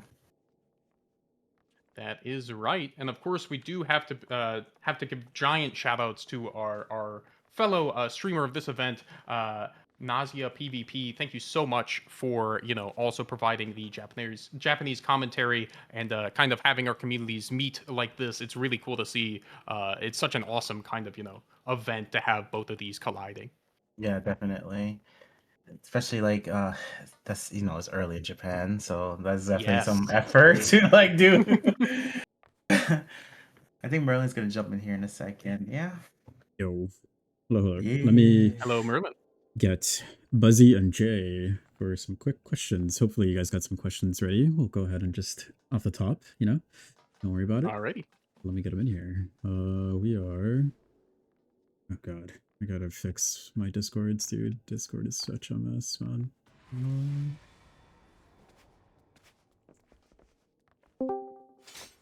Oh, yo, yo, yo, yo. Hello, Buzzy. Hello, Jay. How's it going? Go! Good, Yo, good, good. Congratulations. Thank you, What thank up? you. you guys are live. Let me fix your reactives. But in the meantime, James, can you ask anything that you might have off the top of your head? Yeah, absolutely. So first of all, congratulations on winning this event. Of course, I know you guys have been practicing really, really hard with CCRC coming up. Could you kind of tell us a bit about like what your preparation for those largest event has been like? Because I know the grind has never stopped. A lot of scrims and a lot of VOD reviewing, and a little bit of solo queuing too. That's like a gist, right? That's a general gist. But I guess I'm not really sure because for Jay, I can't really say because he kind of just pulled up for this tournament only. Oh yeah, Mm, I don't even mhm. work here. But yeah, he doesn't even work here, bro. we got this dude off of I don't know.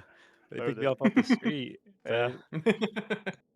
But no, Well, like, yeah, a lot of overseas practice helps a lot too. When you Yeah. like need way more play styles to practice against, you know. Shout out Shout out Japanese TK and fans. you know, other JP and JP teams to helping them scrim. Yeah. Oh, is this a new art, I- Jay? What is this? Yo, this looks good. What the hell? Sorry, I just saw it. The reactive. It looks good. Buzzy, you still have your funny one. Oh, Go ahead, sick. go ahead, Brian. Oh, he's got a reactive. Yeah, he does. All Go, right. go ahead, Brian. Sorry. Oh, I was gonna say, like, how often then? Like a couple times a week, every day? Uh, Like, how crazy? Ideally, we'd have it every day of the week, but Oh, realistically, shit. because there aren't that many teams at the moment, it's usually Wednesday, like 5 times a week. Yeah, 5 times a week is the usual scrim. Holy. Sometimes we even do like 3 scrims a day, like one in 6 a.m., one in like at noon, and then one in the evening. Because yeah, there's like in different regions too. That's the funny part. Yes. Mm. Oh my god, y'all JP deserve scrims, the EU scrims, the NA scrims. Hey, gotta get the bag. Gotta get the Yeah, bag. dude, for 22,000 on the line, and I don't care who I'm playing against, bro. I'm practicing my hardest regardless. this. For sure. Oh, that's awesome Yeah. to hear. You know, as you said, like a lot of the teams that are kind of really on the grind, of course, you're running into a lot. And one of them, I'm sure, is Eidolon, who I'm sure, you know, not only playing in this tournament, you've been playing, honestly, probably for years in different capacities on different teams and such.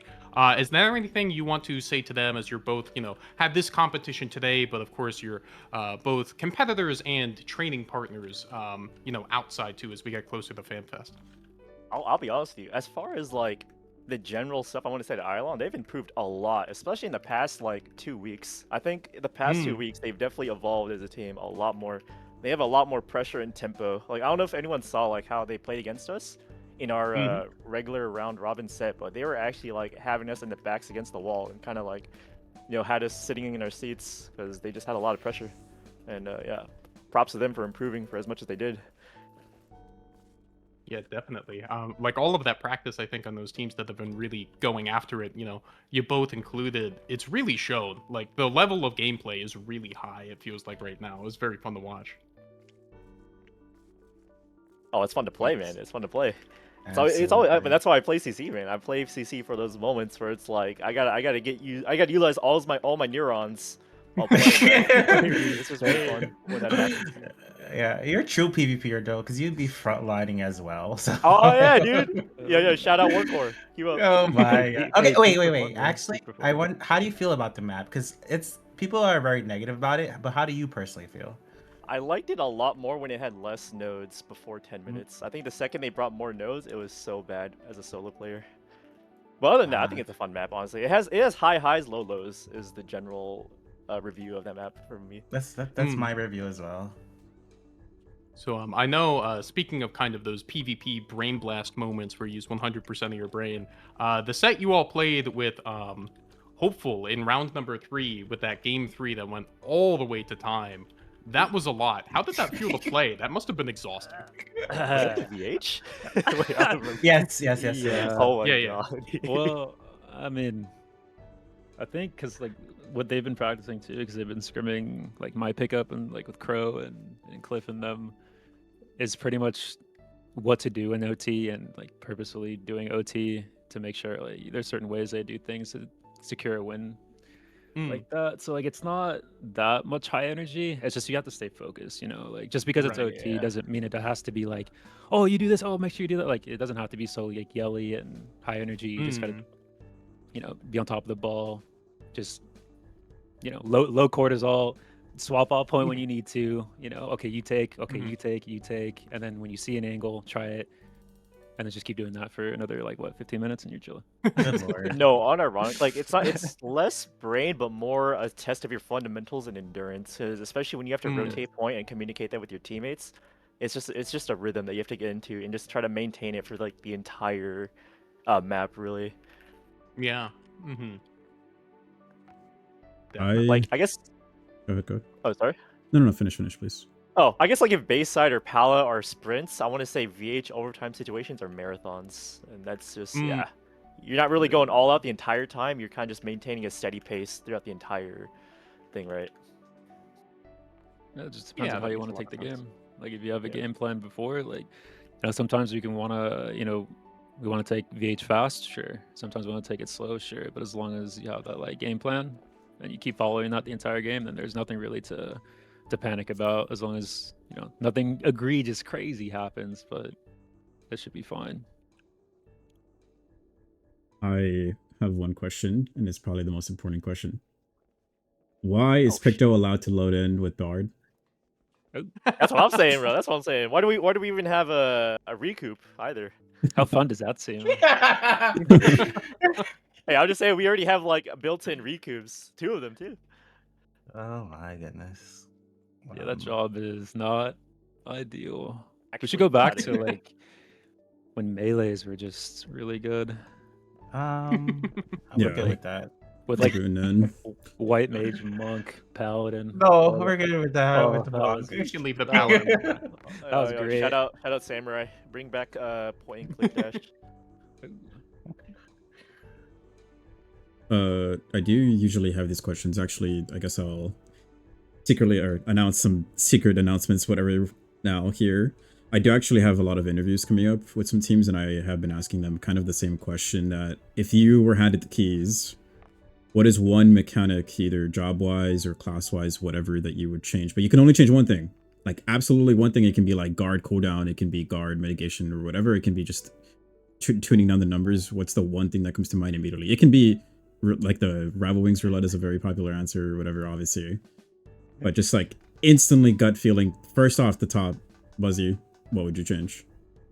Remove bravery from frontlines. Bravery? What the? Oh, yeah, Frontline yeah, player. That's a little cheat code right there, Bro. bro. Remove that, even the playing field. That's what I say. No, I like my simp comp. Ah, shoot. Hey, bravery Dragoon is actually so much fun. Or bravery anything, bro. I've done bravery Viper, Sage. I have people do Viper on me. Yeah, I'll do I hit 11 million with bravery Viper. You man. could have said remove invones. That's my Nah, vote. bravery, my bravery, vote is bravery. remove invones, bro, because I don't think invones should be a thing. But Jay, go ahead. Off the top. Give monk 6-sided star. I still have that in my action bar. Oh yeah, that's going to the grave with me, buddy. I need that spell back. I don't know what they were thinking. I need that. Oh my goodness. I need that. I miss her so much. Holy. But anyways, congratulations. I won't take much more of your time. Obviously, the intention for these tournaments are to end. Actually, we're right on time because I started the stream early. We finished under 4 hours. We can go home for dinner and like chill. And you can queue up rank too, by the way. Games have been insane, dude. I know Buzzy's been in there on the grind. I saw him a few times. Oh, lately, yeah, dude. Especially Yeah, lately, he's gonna man. queue up right I now. gotta Actually, pull up. Buzzy's queuing up right after this. No, I gotta spin that 11, bro. I gotta get a nap, bro. Shoot. I heard Mando went dancer and someone left him out yesterday. Ooh. No Games have been wonder. crazy. Good refund in there. Shout out. Holy moly. But anyways, congratulations to your team. Thank you so much for playing today. Shout out to all the teams. Congratulations. I'm gonna jump off here. Thank you, Brian. Thank you. Is it? I mispronounced it. How do you pronounce this? Because I have not watched this anime. Can you pronounce the team name? Karasuno? Oh, Karasuna, bro. Karasuna. Karas. Oh my god. Shout out Easy. Crows. All right. And I'm gonna jump off of here and sign us off. But thank you, Brian. Thank you, James. Thank you, Jay Buzzy, for joining me on the desk. Shout out to everybody. Thank you to all the teams. Thank I'm you. gonna sign us Have a good off. one. Wait, Brian, can you let people know, or all of you actually, Jay, Buzzy, Brian, James. We'll go left to right. So Jay, Buzzy, Where can people find you? Any shout outs? I stream at twitch.tv, JerryMillionXO. I just stream occasionally, but whenever I stream, stop by. It's fun. Sick. Buzzy? Wuzzy Ubu on Twitch and Twitter. Yeah. Nice. Brian? Twitch.tv/Brian Ricardo. Tomorrow I will be on Mr. Happy State of the Realm at noon. So if you guys want to watch that, I think we're talking about FanFest in general, but obviously PvP is going to be mentioned and stuff. So please look forward to it. Okay. It's good content. I've definitely watched a few. James? Yeah, you can find me at faraway_James at Twitch TV. So I stream there. A lot of times I do commentary of other tournaments and stuff. So I'll probably be doing co-streams for CCRC, EU, and Japan as well. So look out for that. Nice. Thank you guys one final time. I'm going to go ahead and sign us off for the rest of the stream. Later, you guys. Alright, GG's. Bye-bye. Thank you. GG's, everybody. Okay. Hello. Let me fix this overhead. Where am I? Okay. Again, I need to say my thank yous. Thank you to Brian. Thank you to Frosty. Thank you to James. Thank you to Best Teammaker for being on the desk today. Commentary is a lot harder than you guys may think. It really is. I've given it a go a few times, and holy moly, there was a lot of great moments tonight that I don't know if I would have been able to pull that off, even on coffee. So shout out to them. Well, I'm not on the screen. There we go. Thank you to Nasia. Make sure to follow. Nasia PvP is in the chat right now. We just shouted him out. I think there's a way to do the shout out for Sozu as well. Let me see if I can do that myself. There's a wait time, but I'll go ahead and link both of those channels. Anyways, twitch.tv/NasiaPvP and twitch.tv/Sozu. They are my inspiration, what I strive to be someday. I'm nowhere near that, I believe, but they are monumental for the JP scene as a whole for PvP. Really amazing people with amazing energy. Even if you don't understand Japanese, go watch. It's good. I don't know. It's something else. They're on another level over there. I don't know how they do it. Nasia has been doing just about every category of PvP, and Sozu will be the main host and doing commentary for the JPCCRC once again, I believe. I don't know if that's been announced, but he did it for the last one. They are insane. Yes, they're my goats. Shout out to Rising Stars and the rest of the staff. Again, I cannot do this without them. I am but one person. I'm just here. I still think I'm just another idiot just hanging out, and I appreciate all of you being here today. Join the Rising Stars channels. We're going to be obviously in a bit of a downswing, which is the natural occurrence of the patch cycle, and that's okay. Shout out to Gitsun, Neo, Tamari, and too many names I can't remember right now, but they might be announcing the Squires League soon, I hope. I don't exactly know. Who knows? Be safe if you're going to FanFest. Please make sure you're hydrated. It's California, it's hot, it's humid, whatever. I don't know, I've never been there. Make sure you stay hydrated, stay safe. Make sure you have a way home. Make sure you double check that you have your place to stay and whatever, everything you need. Please be safe. I think that covers everything. Before I take us to the credit screen, shout out to Big Gold City, Karasuno High, I think, for winning today's tournament. Shout out to Eidolon, shout out to MBD, and Hopeful for making top 4. Shout out to Uble, because they are from Oceania, so it's like 12 hours ahead, and they still managed to pull up. So shout out to the Aussies.